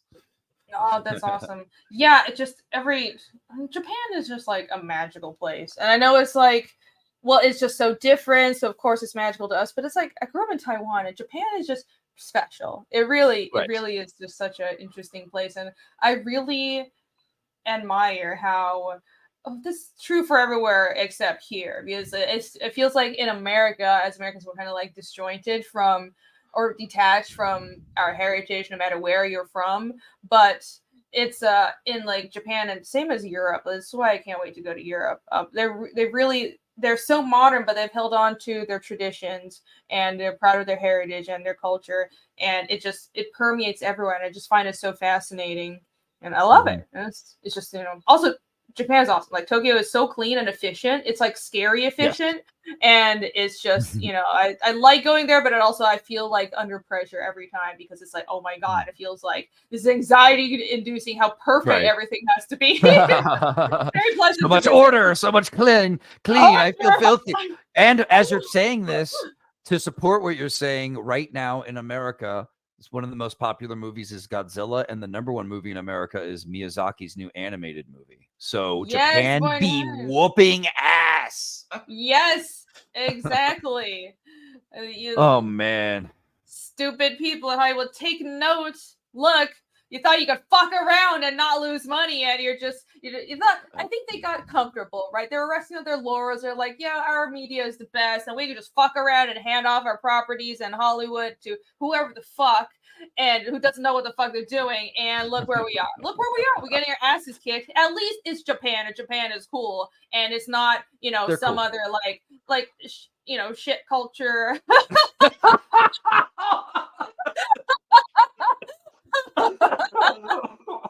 Okay. I gotta go. Gotta go. Bye. I didn't say who. I didn't say who.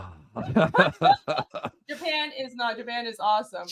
But Vaughn too spicy for Vaughn? No, it's not for me. It's funny.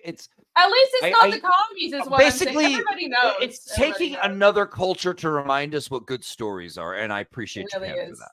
I really am. Yeah. I really do. And Korea's kicking ass too and doing cool things in TV and movies. So I've never sat and actually watched Korean TV shows before, and I have been lately constantly, and they're good.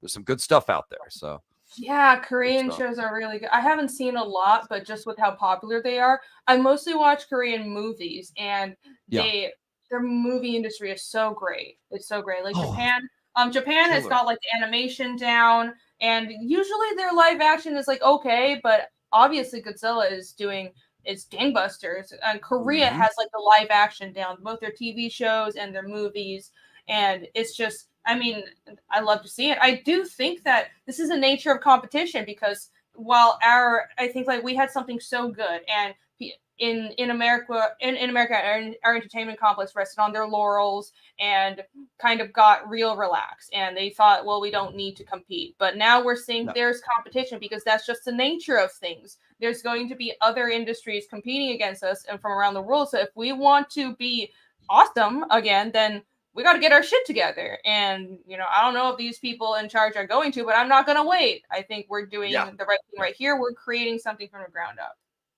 Right on. And I don't know, man. These people, they abused a bulletproof brand with Disney. Like, they had built so much goodwill from the public, from families, for generations upon generations upon generations, that it seemed like you couldn't kill the mouse. And then they did. Like, they did. They're like, they accepted the challenge, and they did it. It's like, no, this is indestructible. Star Wars is indestructible. This is beloved. Marvel's indestructible. It's like, they're like, hold my beer. Let us ruin this shit. And then just gaslight you to say, you just don't like diversity. But no, your stories are shit, dude. Your stories are shit. When I started film school in 2007, the first day of class, my first teacher said, we have a story problem. And then he explained, our school makes beautiful short films for the film festivals, which of course our school wants to submit to festivals to make us look good. I mean, what else, what else are kids doing other than, they need to be making movies that are actually worth a damn to make the school look good. And now they all look good, right?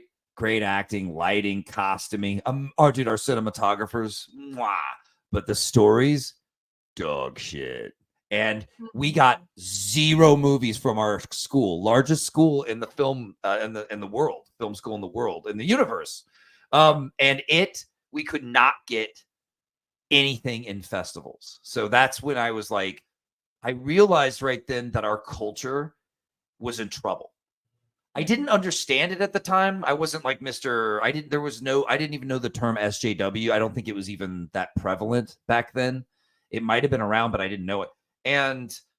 But I could tell like there was a cultural crisis happening, and it was up to, I don't know, for some weird reason, it made me all like, I'm going to be Mr. Screenwriter story guy. I mean, I already wanted to be, but it just, I don't know. It made me, you did the little anime kid thing and you hold up your fist and go, I will be the best writer. I will be the best storyteller and save our culture in doing so. I think sometimes I wonder if they're doing this on purpose. If your stories are all self-gratifying, like narcissism, then they hope it'll rub off on people and make them that way. And people just aren't going to do that. They aren't into that.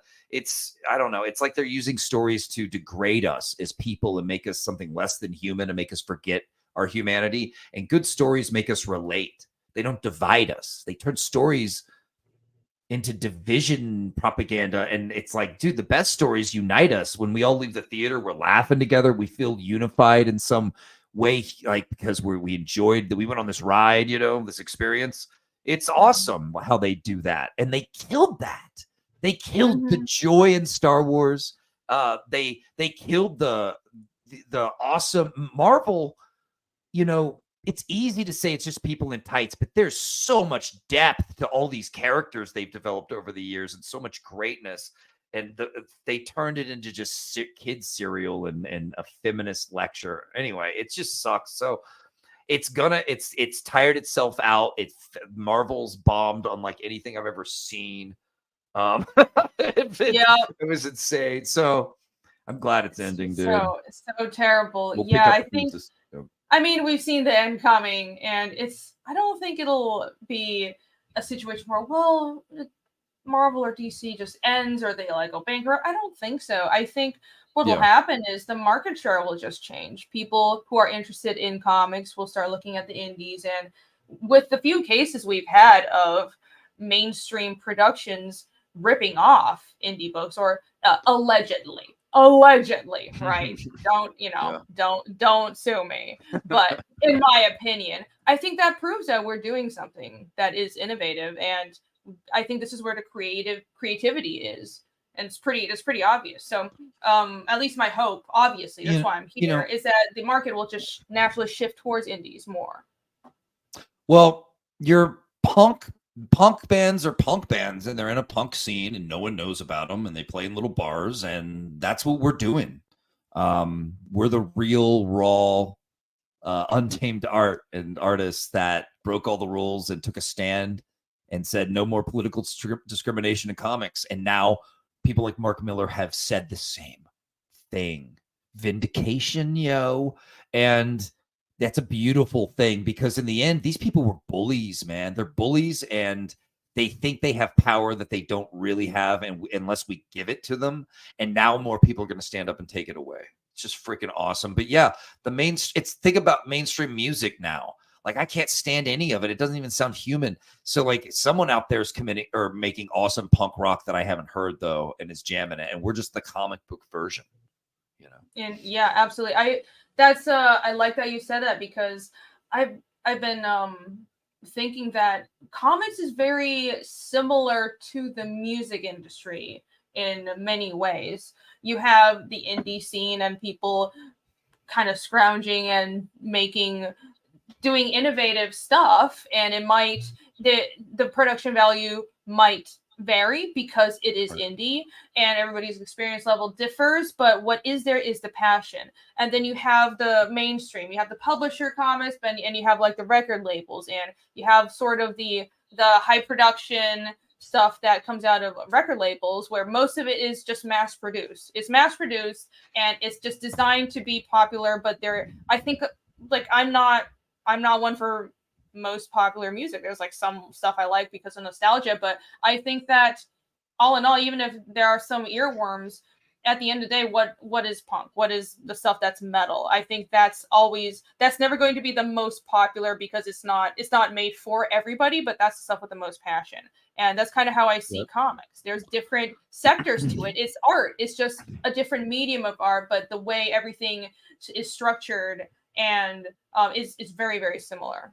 Right. And that's not to say the elites don't dip in. There was a time was it maybe more in the 90s where rock and metal was it.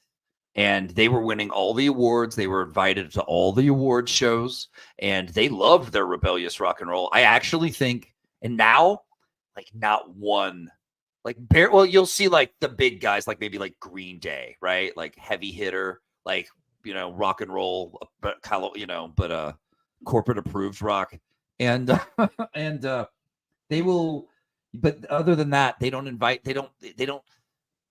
it's almost like they don't like the rock and rollers again, but I like that. And I think the rock and rollers do too, because they're just rebels again. They're not on the inside and with the limos and the Hollywood bullshit anymore. So they're back where things belong in a way. But there was that time where like they couldn't get enough of metal and rock and roll and Guns N' Roses and Metallica and Nirvana. Then Nirvana led the grunge charge, and it was an amazing time.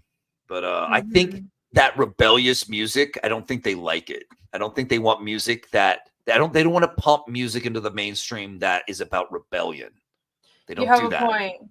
Yeah. They want music that's about being distracted and being a narcissist and being into money and hoes and being into yourself and bullshit. So it's boring. Yeah, that's a good point. I wonder if it's like, I try to not be too conspiratorial, like, but there's an agenda. But I tend to think a lot of what we see with, for example, the cultural trends of people watering down established franchises, and everything you have to change media that have everything, like even James Bond, like the most macho things. You have to water it down, and then you have to replace it with a woman lead, because you can't just make something original that has a woman lead. You have to replace the strong male lead. It's really weird.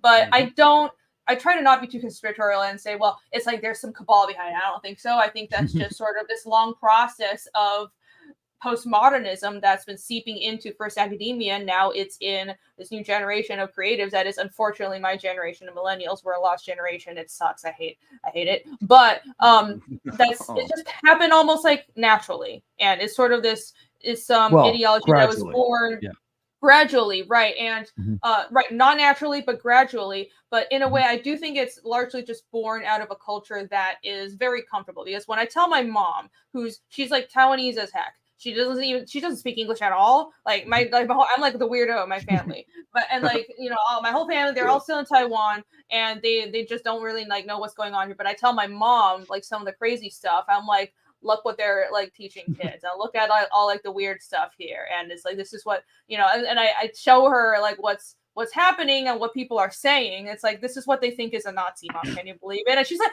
no. This is like people that don't have issues. Like they don't have real problems. And that's right. I'm like, oh, that's true. That's what a sane person's reaction from the outside is. And I'm so grateful to have that perspective from outside of the culture, because it's very enlightening. Every time it's like, okay, I'm getting too into this. I'm looking at, I'm kind of debating, is this stuff like people are talking about in the US, in our cultural context, does this make sense? Are they gaslighting me? All I have to do is like step back to a foreigner's perspective from a culture that's very practical and isn't influenced by all this stuff. And it's like, okay, yeah, it's like, it's not even debatable. You're clearly gaslighting me. Men and women are different. I'm not going to put up with all this bullshit. And I'm so grateful to have that extra perspective.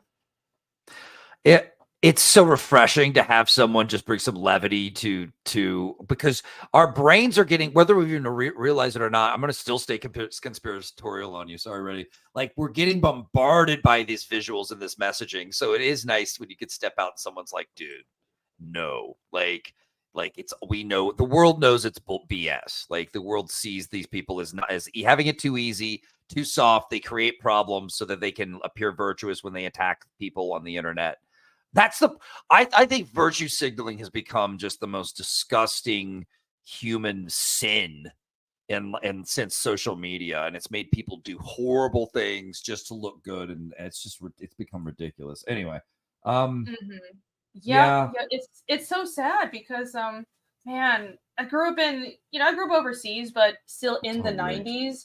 And even in the 2000s, I remember American media was cool. Like, this was the cool stuff, and I miss that. And as much as I go on about, oh my God, it's like I love manga and stuff, and I grew up overseas. Like, I came here for a reason because I really like America, and I think we can do great things. And it's sort of that's been lost. I don't think it's that we're incapable of it.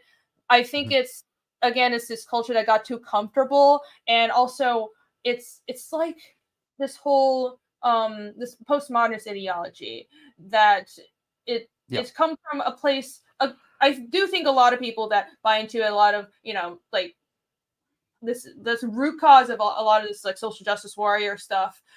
It comes from a good place, because Americans are very, almost uniquely, and just the West in general, they're concerned with fighting for the underdog. But it's almost like that goodness, that good instinct that a lot of the rest of the world doesn't have, by the way, that is very Western. Okay. And I admire that. Yes. Do you think in Asia, if you go like, you have to stand up for like the oppressed, do you think they give a fuck about that in China? No. I don't give a fuck about that in China. No. Do you think Get out of the way. Middle East? I don't give a fuck about it in the Middle East. It's like, oh my God, I'm so oppressed. Do you think they'll be like, okay, we'll hand you stuff because you say you're oppressed and your feelings are hurt? That doesn't work in like 90% of the world. So I think that's admirable. Yeah. It's admirable trait in American culture, but that's been taken advantage of, because what's happened is you're not just trying to support the underdog, you're bringing in people that don't actually have a passion for the talent, don't actually have talent or passion, and nobody is allowed to say that this is what's going on, which is one of the most irritating things actually being in the industry.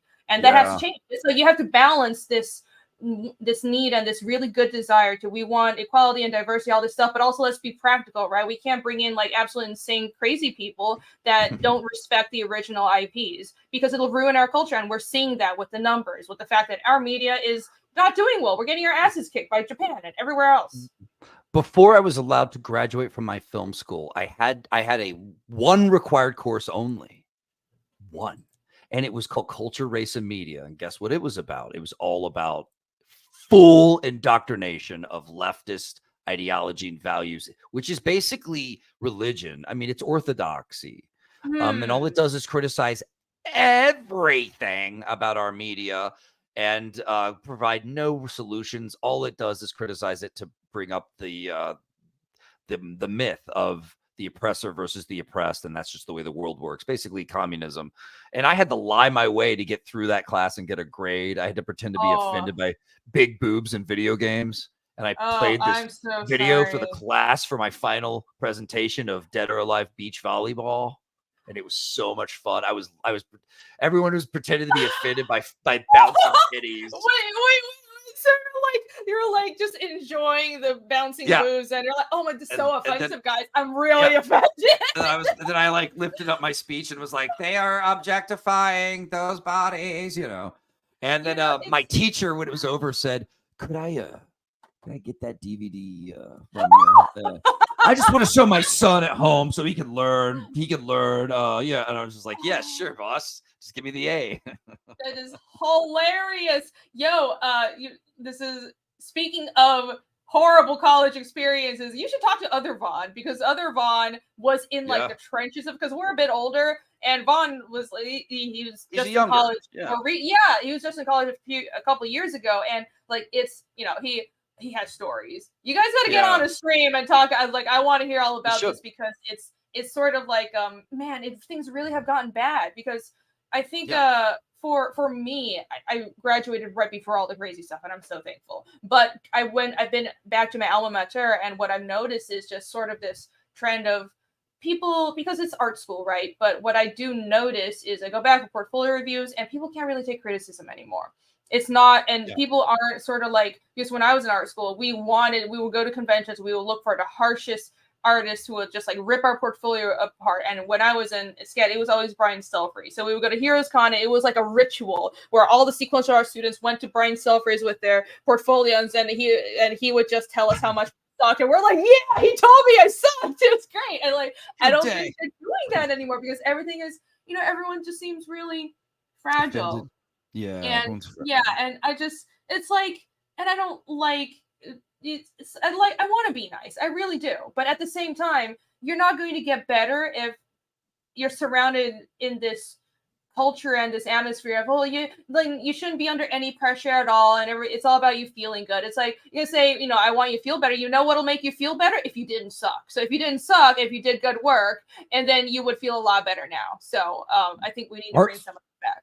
Well, art schools should, I mean, it's just simple. They should be teaching how to critique and how to take critique and better yourself with it. That's a lesson every artist should learn.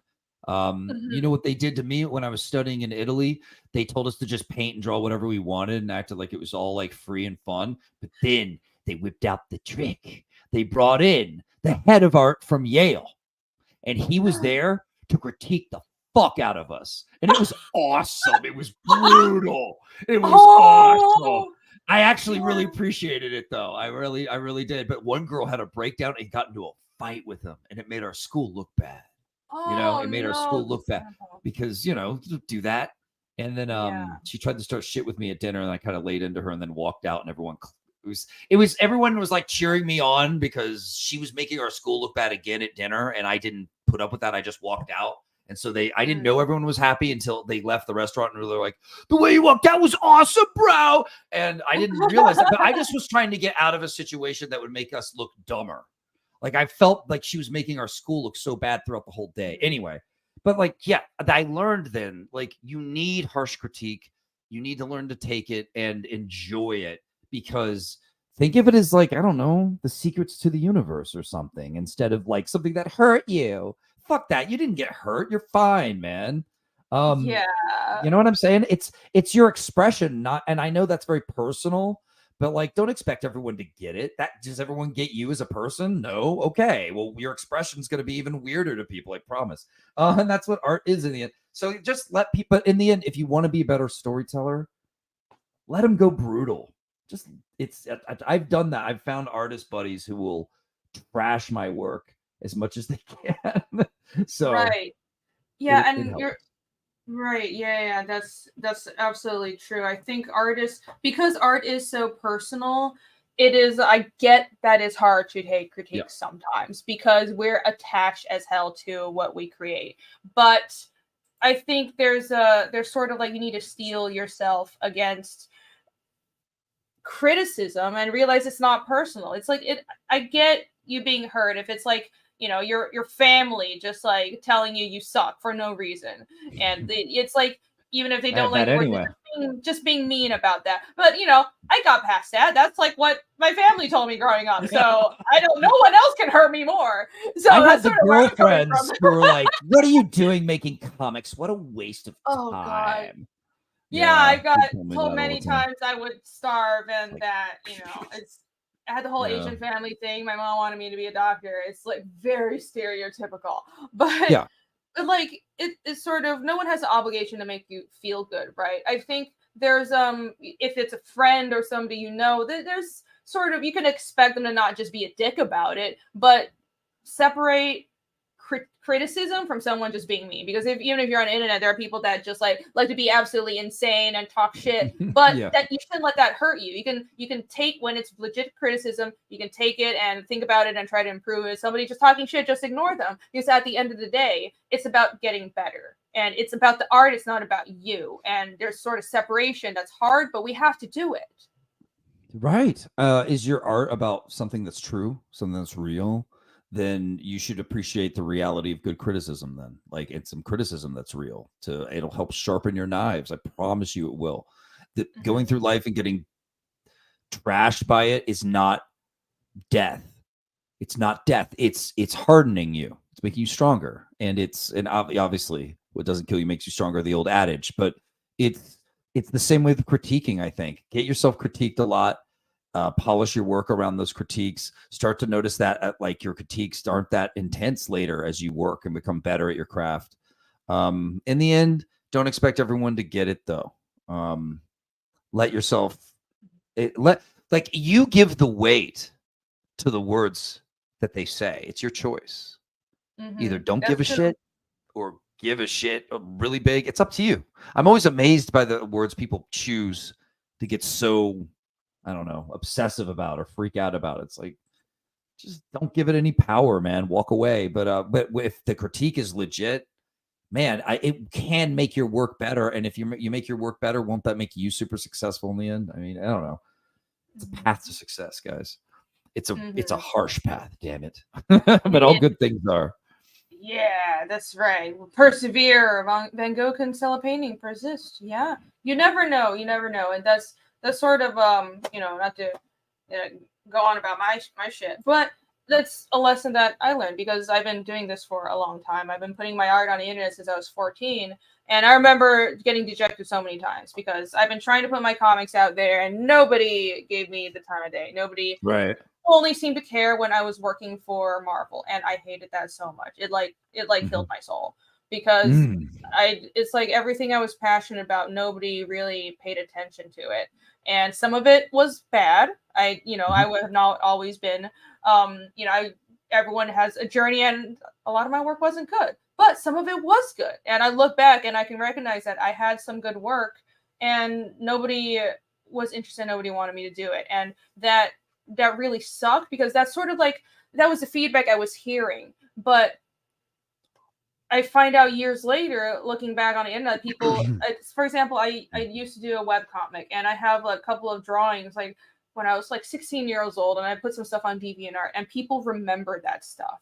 And even though it didn't blow up, and Fiendish is still the one thing I've done that has gotten the most attention, like the original work, and I'm so grateful because guys, I've been doing this for almost a decade, over a decade. I'm old fuck. Okay, I've been doing this. I'm putting my work online since I was 14. That's when I decided I want to be a comic artist, and I've been hammering away at this. And finally, thank you guys so much for supporting me and Vaughn and everyone else. It's all thanks to you.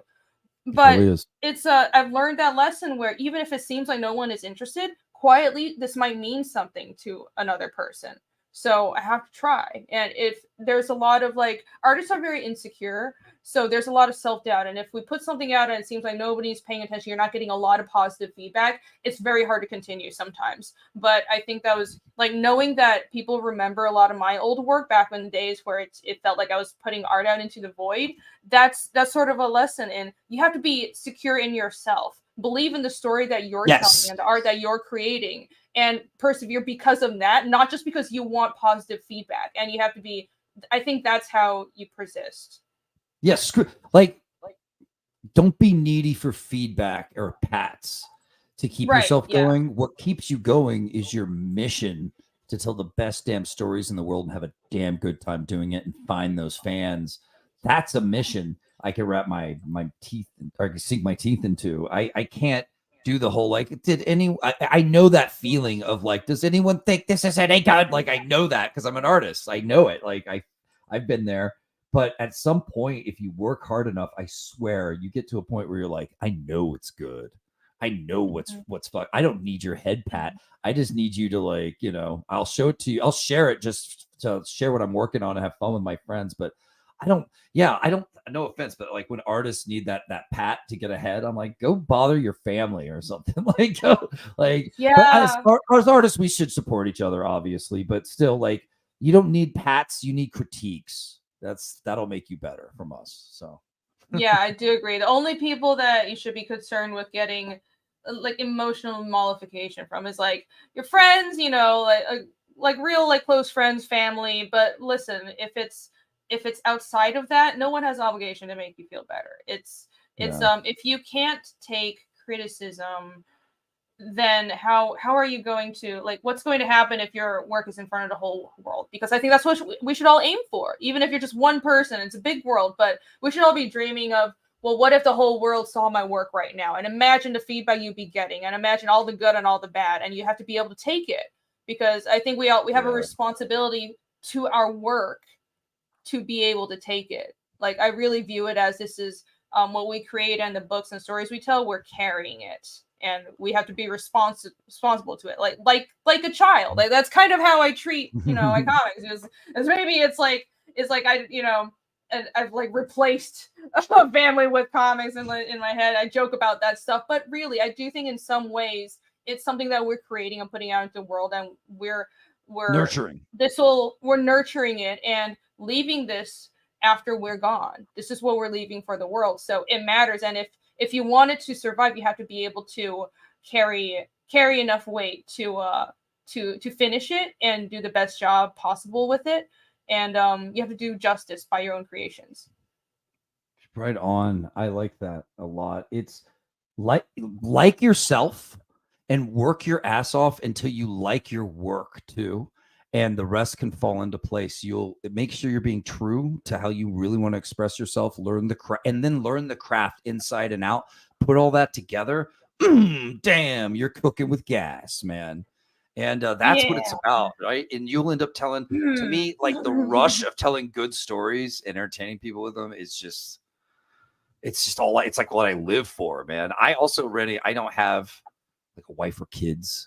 So I've got my awesome dog. I've got a killer cat, but like, these comics are my therapy, my sanity, my heart, my soul, my love, my passion, my pain, and my truths. So I don't know, man. I'm really glad I have them. Comics are. If I didn't, I don't know what the hell I'd be doing. And I think it shows. Thanks. And that's why you've got almost 4,000. Let's get this to 4,000 here. And over on Indiegogo, you're past 10,000. So that's amazing. This is like almost 1,400 in total. Oh yeah, it is. You just hit 1,400 between Indiegogo and Fund My Comic. So that's great. Oh, it's awesome. Hell yeah. Yeah. Thank you guys. Thank you so much. I love you. Without you, I can't do this. I know it's dark times, but here we are still rolling, turning out badass tales for you. I appreciate it, man. Yes, absolutely. Thanks for having me on too, Rennie. Oh, of course. Yeah. Yeah, it's always too long. it's so great having you on, Vaughn, because you have such an obvious passion for your work, and I think every time you come on, it's like what we're talking about. It's like a long critique of everything that's going on in the industry, but then just like I love talking to creators who, and I think most creators do have that passion, but it's hard to put into words, and I think you put it in a way that's very understandable. I think most creators feel that way. We feel all these things about we want to like leave something behind and this how much our work means to us, but it's hard to say because it's a little cheesy sometimes, but you have to be that invested as an artist, and I really enjoy your perspective. Thanks. I mean, you're all right. You got it, girl. Yeah, you got it. I guess you do good work. I try. I've been telling stories since I was a little kid. In 7th grade, I remember that was the first time I rebelled in school, and I was like, I'm not going to do math. I'm going to write a short story about a guy who injects himself with lizard DNA and turns into a raging chameleon creature that can blend in with the environment and starts killing all his fellow lab mates. And I think he was like addicted to heroin too. I was like in 7th grade writing about what? Oh my gosh. Anyway, but like I wrote this awesome science fiction like bloodbath instead of class. And I remember that was it was when you're a kid, you do something like that and you're like kind of freaked out a little, but you're also kind of loving it. Like you're getting a rush.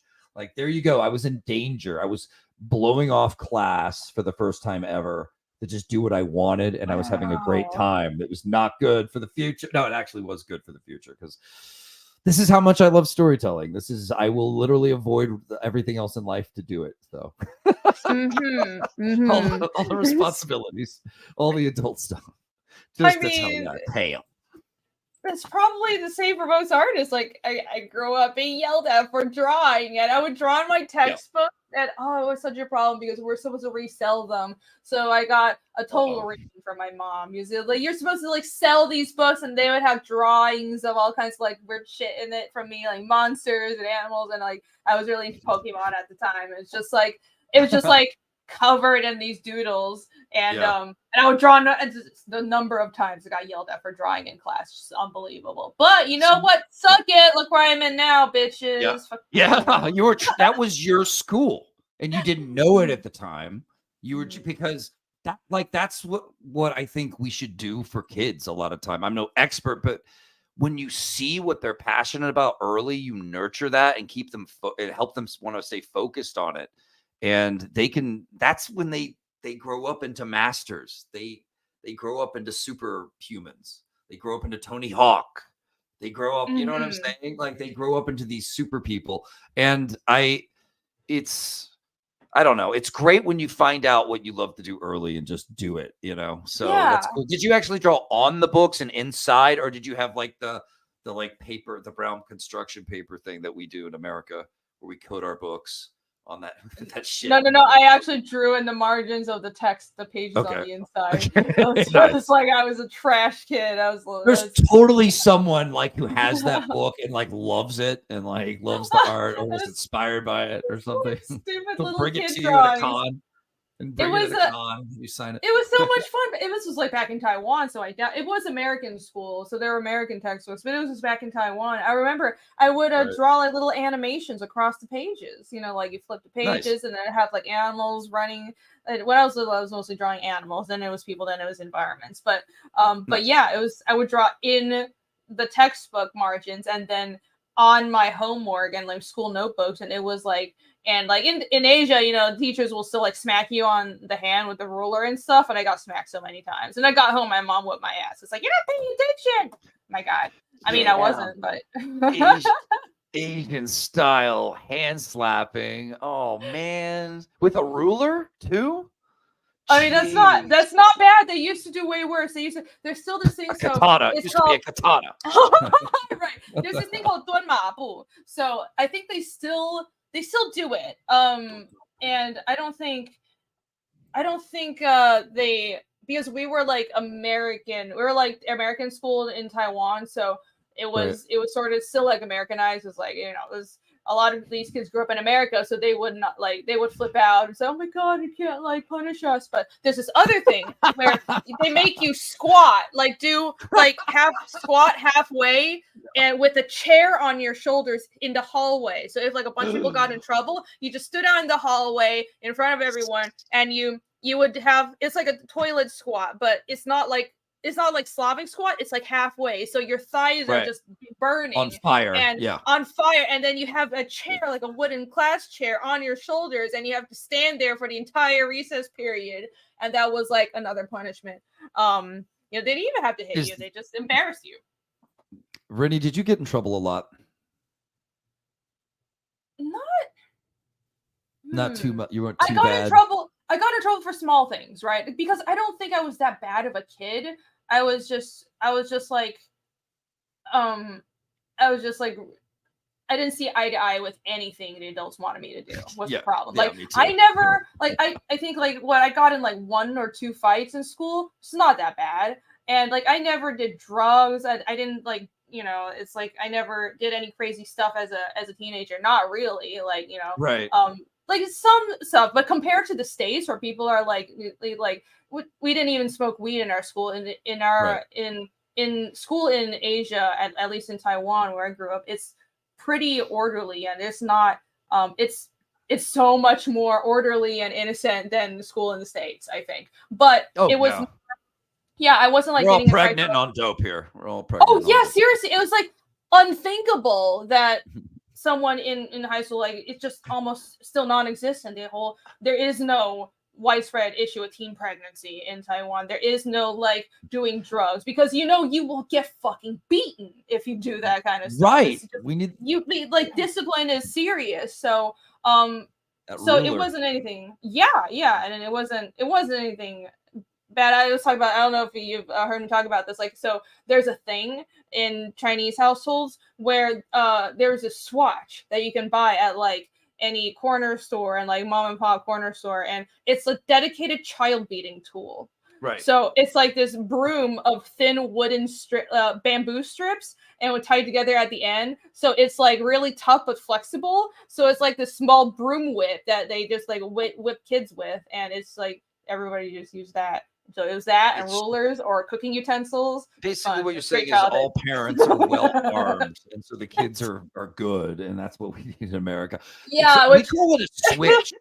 My mom told me it was called a switch. You called it a swatch. That's just me being stupid. Yeah, no, it is a just switch. having fun.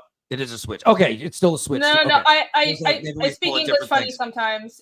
No worries. I was just making sure. Like, I was like, maybe that's a swatch, and I'm a switch. And my mom would be like, they'll make you get a switch. You have to go out and like pick the freaking horrifying limb to beat you with, So right. Oh, they make you pick the specific branch that you'll get whooped by. Yeah, exactly. No, Vaughn, I said trio instead of trio the other day. So sometimes it's trio. Yeah. Yeah. Yeah. But I think like obviously they're you know what I mean. I like obviously this discipline can go. Sometimes there's straight up abuse, but I do think kids need discipline and need boundaries, and I think there's not a lot of that here. I kids think like boundaries. Right. Well, what I was reading because I'm really into like psychology and stuff, and I saw this one point where they were talking about how to fix very badly neglected kids, and it's discipline, because you know what discipline does? Discipline and teaching somebody to not just like follow rules, which I don't think that is discipline. You shouldn't be teaching them just do what you're told because that's the right thing to do. I think that's horrible, and that was one of the main things I hated about being educated in Asia, which is everything is about conformity. But what you should be teaching them, right? No question. You should teach them question, but you should question, but think things through and make a choice and take responsibility for your choices. You need to know if you do this action, this is how other people will respond, and you need to take responsibility for that. And also, what discipline does is it's teaching somebody to regulate themselves, being able to get up in the morning, get these tasks done, be disciplined yourself. And when somebody like pisses you off, you don't just punch them in the face.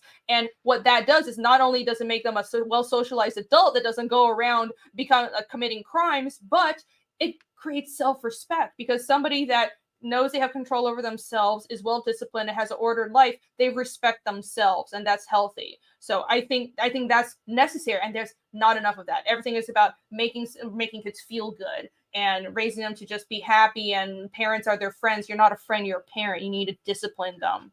It's not even about making them feel good. It's about teaching them that the reaction to everything in life is only emotional and never reasonable. It's never use your head. It's always, well, how do you feel? And then they get taught to live a life where they learn to always avoid responsibility, and they feel afraid of it, and they want to like run away from it. And that discipline makes them, I don't know, like everything you said was totally right on. It gives them structure.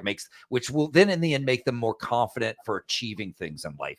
Without discipline, you're free floating. You're not gonna have the focus you need to get this stuff done, to build yourself or to do what you want to really do. So yeah, man, it's in the end, you're doing your kid a favor by helping them. They want responsibilities. What I hear is the younger generations are begging for more responsibilities, and they don't even get them. They get too much handed to them. So that's true. I think that's, and people made this point before, but I think that's why Jordan Peterson is a prime example of this. All he does is kind of be that dad figure that's like, clean up your room. That's like the meme, right? But I think people like that because everyone is looking for someone to tell them you can do this. Like you can struggle through something and you'll feel better at the end if you discipline your life and become organized and put your shit together. And I am going to encourage you to, you suck right now, but I believe you won't suck. It's sort of like, I think the way to sum that up, right? I think that's great. And that's how, I think that's how everybody should be raised and approached. Get a good switch and everything will work out. No, I'm just right. Hey, lobster. That's right. We wore a tight uniform. I don't know what you're talking. We did have to wear school uniforms, but it was the most ass ugly uniform on the planet. Like it wasn't anything sexy. Like I swear to God. Also, we're in grade school, so if anybody thinks that stuff is sexy, it's a little weird. Right. But we did have to wear the whole Asian school uniform, but it was like this baggy, like horrible, uncomfortable material. I hated wearing it. I did get in trouble for like not wearing the uniform because we didn't have to wear it every day, but like even the days we had to wear it, I would like wear it just like unbuttoned. I'd wear pants under the skirt because I hated wearing skirts. And that was like, I got yelled at all the time. I was like, big fucking deal. I don't want to wear your shit uniform. God. Oh man. Did they make you do the thigh thing because of that? Or did you ever do this? The chair with the thighs? I think did you ever make you squat? No, they just make you like stand in the corner. Yeah. Okay. I don't think I did the squat thing. I've seen other people do it. Yeah, I was never like that horrible. Really. Right. That's for the baddies. Right. Yeah. I really wasn't. I was just very annoying. I was very annoying. Yeah. I was just a pain in the ass. Yeah, I was a mid-level pain in the ass, right? Yeah.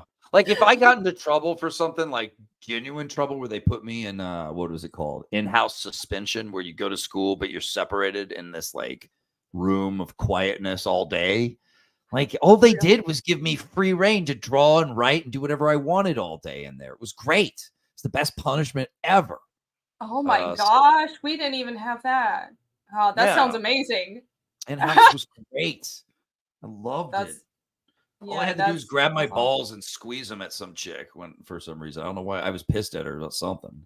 I have no idea why they put you in suspension for that. Strange. I have no idea. I had no idea anyone saw me do it. I thought it was just between her. I was just like, whatever, fuck you. But it was the teacher saw it and just said, get out of here. And then I got that in-house. I did have a teacher throw a textbook at me once, but she missed. She's not a very good.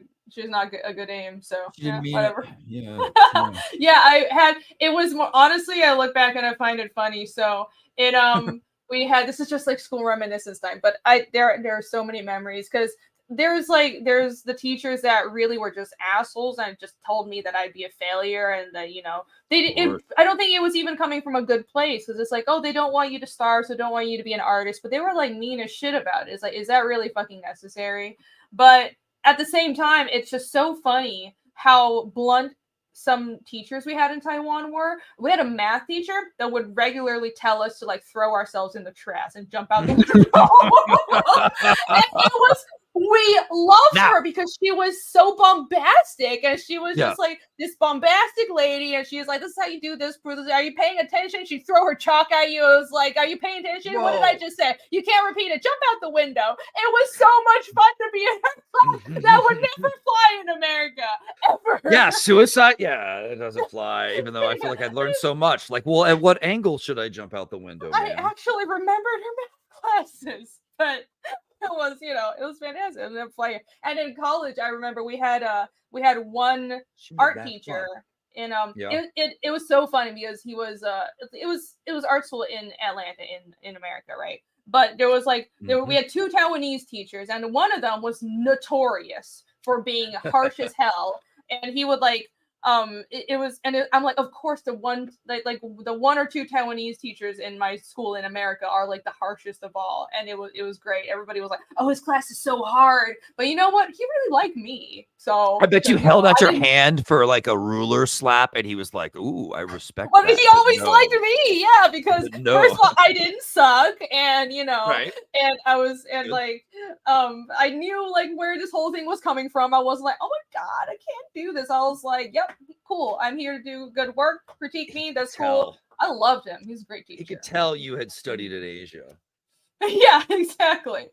But yeah. Oh, we're getting carried away. I'm sorry. I've been keeping you here forever. It's just so much fun to talk about this stuff. It's been a great talk. Yeah. Yeah. But let's go through. I gotta let you go. We've been going for over 2 hours, but we haven't even covered like all the perks. So do you want to go through the perks on KITARU? What exactly? Yeah, real quick, guys. I do have an awesome T-shirt on all my campaigns. I love to design those things. This is the T-shirt. We have the main cover. It's an amazing cover done by Oren, who's the incredible artist behind Band of the Crow, which is going to be a great one. And then we've got an amazing variant cover by our heavy metal badass Preston Acevedo, just killing it again. Sorry, guys, the original painting of that is already purchased. But yeah, we've also got a special book that's very personal for me. It's Necrovanicon. That is over 20 years of my design work, my character designs for all kinds of different projects, stuff that I haven't even made yet. You will get an inside scoop, a behind the scenes view of that. Some of it I will make, some of it I won't. Some of it's just past stuff I did, but it's kind of just everything me. And I put it all together, looked at it, thought, this is too cool. I got to share it with everybody. So Necrovanicon is here, and I don't know. I think people will be able to learn from it. One of my favorite books is Batman Animated, and it has all the character designs and stuff, and I kind of went for that. There's going to be notes. It might teach you things, or if you just like me and my work, you'll appreciate this. You'll see a lot of cool stuff in this, guys. It's going to be presented as this gothic, archaic tome. So yeah, it'll be fun to I love this. I am getting the shit out of this. That is what a great name, Necrovanicon. Oh my gosh, and I love process stuff too. That's so cool.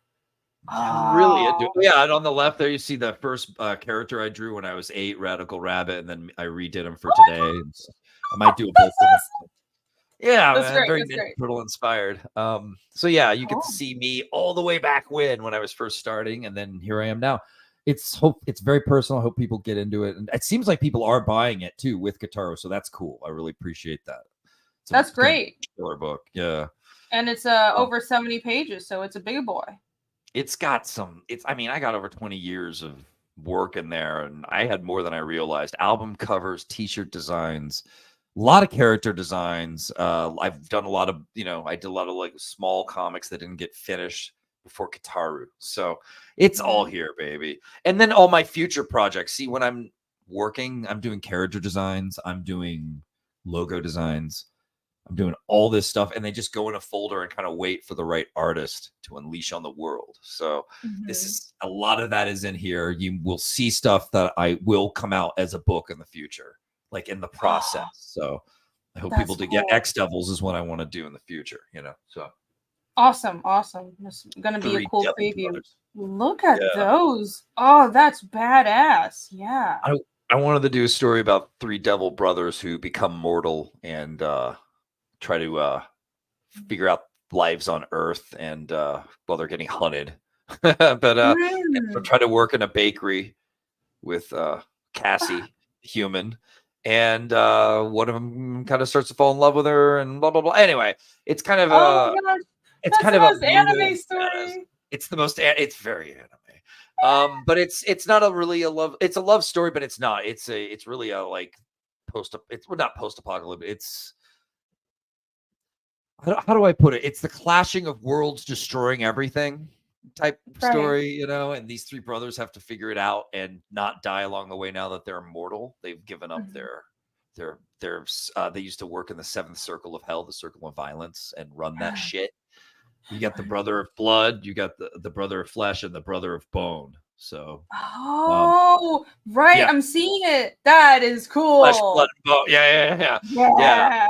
I call the bone one teeth, and then the other one blood, and then the other one flesh. So, teeth, blood. Well, yeah, blood, love those designs. You can see how that all ties in and stuff. And oh my gosh, that's awesome. All right, so you got great Devilman inspired. Yes, absolutely. That was the whole like working at a bakery thing is the most anime story ever as well. I love it. Yeah, I just thought I was like too funny. These like three bros working with this girl in a bakery when they used to like bake people in hell. I don't know, something about it funny to me. And when they talk about what they're doing, they try to make it sound violent, like grinding the baking powder and doing all like they're trying to enjoy it as if they were like hurting people, you know, but they're making lovely cakes. Right. It'll be fun. That's funny. Yeah, I'm looking forward to that. Definitely. And I'm getting the shit out of that. And here's a variant that I use in the thumbnail because it's badass by Preston Acevedo. Killing it. That is. I love how like his paintings have this like glow to them, almost like really bright neon colors. I need to get a cover from him. Yeah. Good choice. I highly recommended. And then you can get my old comics. You can get Monster MD and Terror in the Trenches. All three of my books at once, if you frickin' want. Get the whole Vaughn library. One go. Awesome. Yeah, that's pretty much it. T-shirt. Lovely. Got an awesome team, and we reached our 10K stretch goal, so I need to put that in. It's time. Right. Are you your stretch goals are cross-platform? Is that how you're approaching it? I didn't actually. I was just doing it one stretch goal for Indiegogo, and I haven't really come up with a good one yet for Fund My Comic. Maybe a good $5,000 one should be in order. Yeah. You're gonna hit 5,000. Oh, we're so close to 4,000. Let me refresh and see if let's help on get to 4,000 here, guys. We can do this. Only 75 backers, and it's Fund My Comic. We want to support Fund My Comic, so let's go back this on FMC right now. You're definitely going to get at least 5K. How much longer is this going to be up? You know, we're what do we got? Like 10 days left on the Indiegogo, 11 days left, something like that. That's our second 30. So I mean, after that, I might go in demand for just a short amount of time, but we're going to be trying to move to print really soon after closing up. So we've got these books pretty much ready to go, and I'll finish up the final things to make sure everything's perfect. But it's, I want to do a quick, simple campaign, sell you some killer books, and then get on with some Terror in the Trenches too. All right. Yeah. So not too long. Maybe maybe another month after this. I don't know. We'll see. Right. Right. Got the new year ahead, so I kind of want to get the book out quick sooner than later. Let's just put it that way. Yes, understood. Yeah, you never know what's gonna happen. Things will go crazy next year. Never know. I can feel it, man. We have some crazy. It is gonna go crazy. There's gonna be violence. It's gonna be crazy. But you know what? I still have way too much positivity. I feel the pendulum swinging back. I feel people taking back their sanity, their health, their country, I don't know. I feel it's going to be a fight, but it's one I'm proud to be part of, I guess, in my own way. Yeah. You know what I mean? That's good to hear. But we're going to give you good reading until then, guys. So thanks for supporting. I appreciate it. That's right. During the dark times that I love to read. That's when I turn off all the lights, or maybe just get my little lamp light on my next to my bed, and I read like all the Goons, just all the Goon comics I can. If anyone reads that one, Eric Powell's awesome. But yeah, I remember those comics got me through dark times in ways that other books couldn't, and I'll never forget that, man. So same thing with Berserk. Berserk is a great thing to just delve into when the rest of the world is just horrible and deal with guts with for a minute.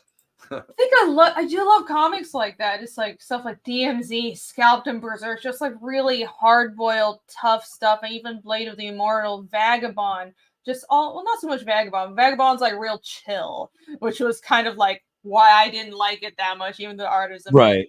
But the art is amazing. Yeah. It is the art is so good, but sort of art is even in tough times, art will always survive because it's a constant, right? I think it's such a misnomer that, well, art is useless. Like, well, we don't need it to like breathe and eat, but I think the human condition needs it. There we go. Vagabond. That's such a beautiful series.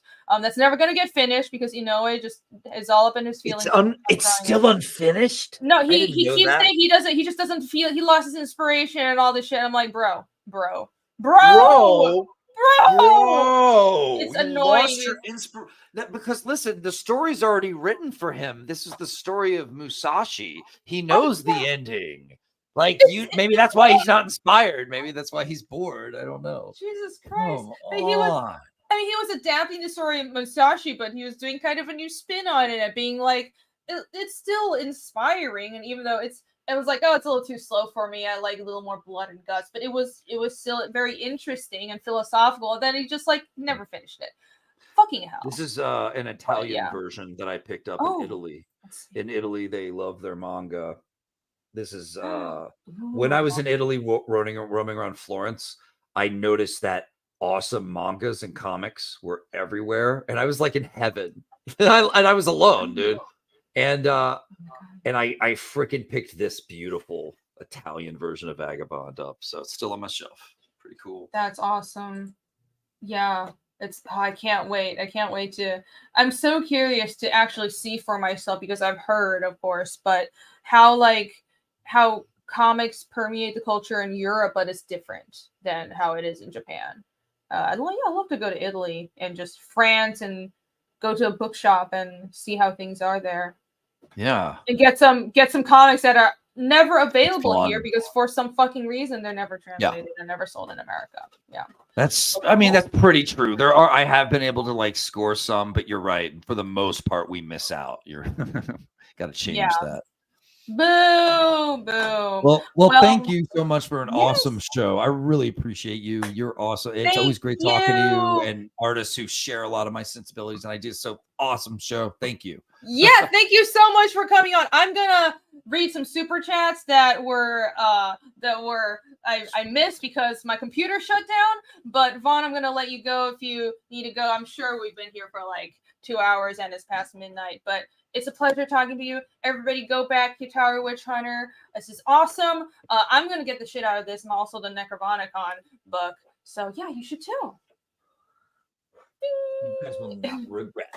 You will not. It's another cool book. Share the Fun My Comic again. All right.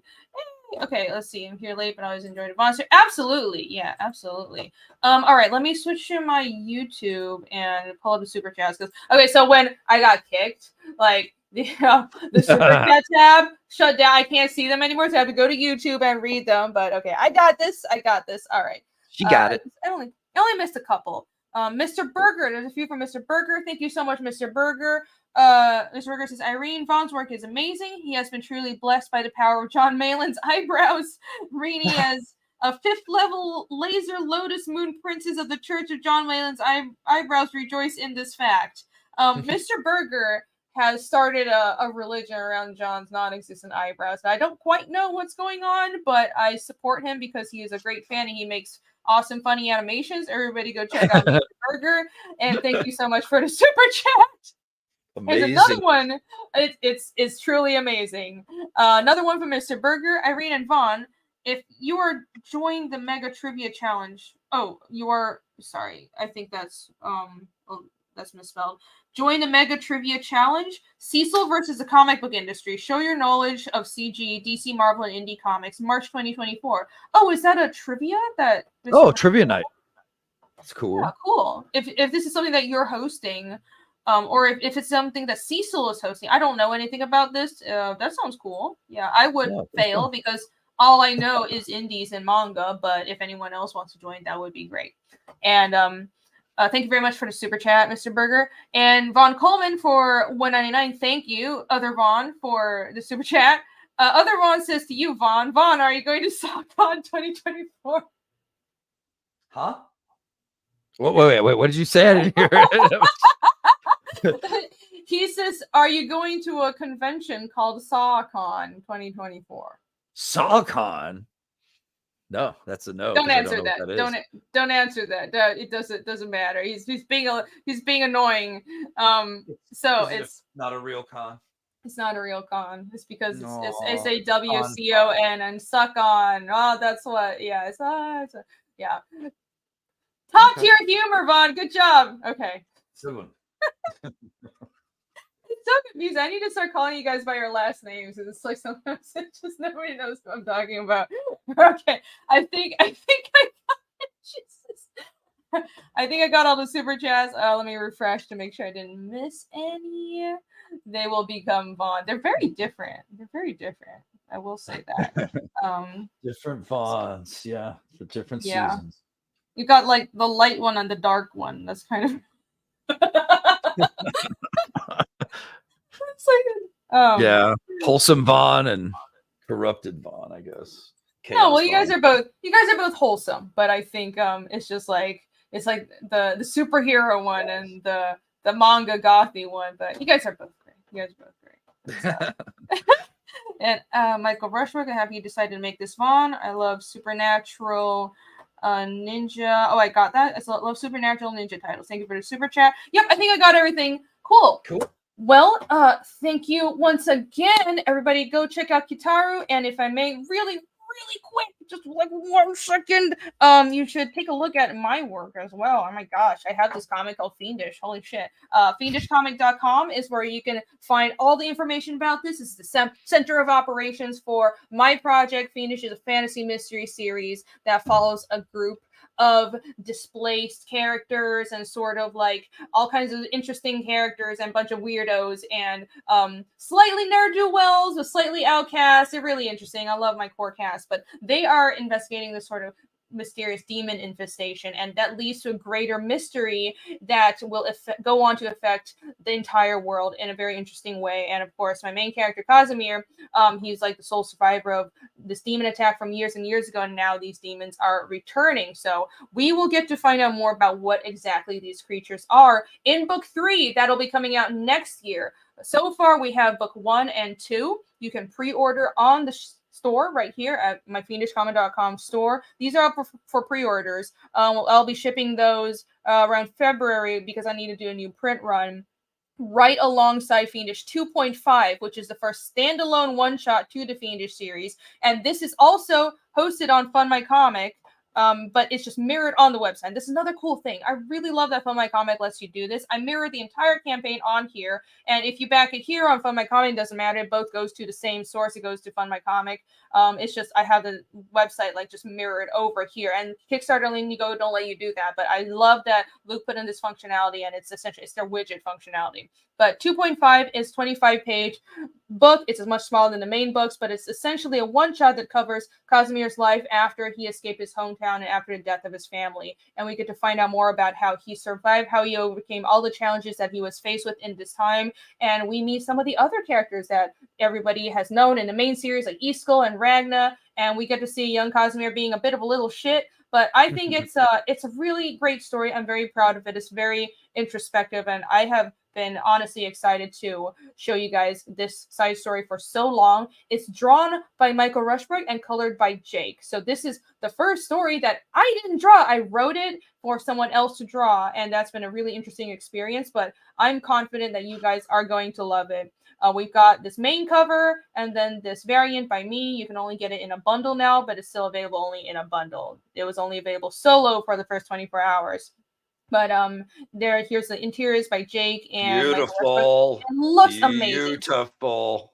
Guys, Jake has been killing the colors. I just can't show it because with the 25-page story, I don't want to spoil it. And with the way the story is structured, we cover so much ground. It's very spoilery. I can't show too much. Right. But trust me, Jake has been doing an amazing job. I think it's just this really heartfelt story that it's sort of these 0.5 chapters are my way of gearing people up for the next book, because a lot of them are more they explore the world, and it helps you understand. It supplements your understanding of the main books, right? Because even though it's not in continuity or necessary for the main story, you will understand what happens in the main story. Like all these small character things and character interactions that happen in the past, or world building details that are going to be in the 0.5 chapters, will help you appreciate the main books that much more. And that's why I did them. So check it out. It's going to be super beautiful, and it's going to be fulfilling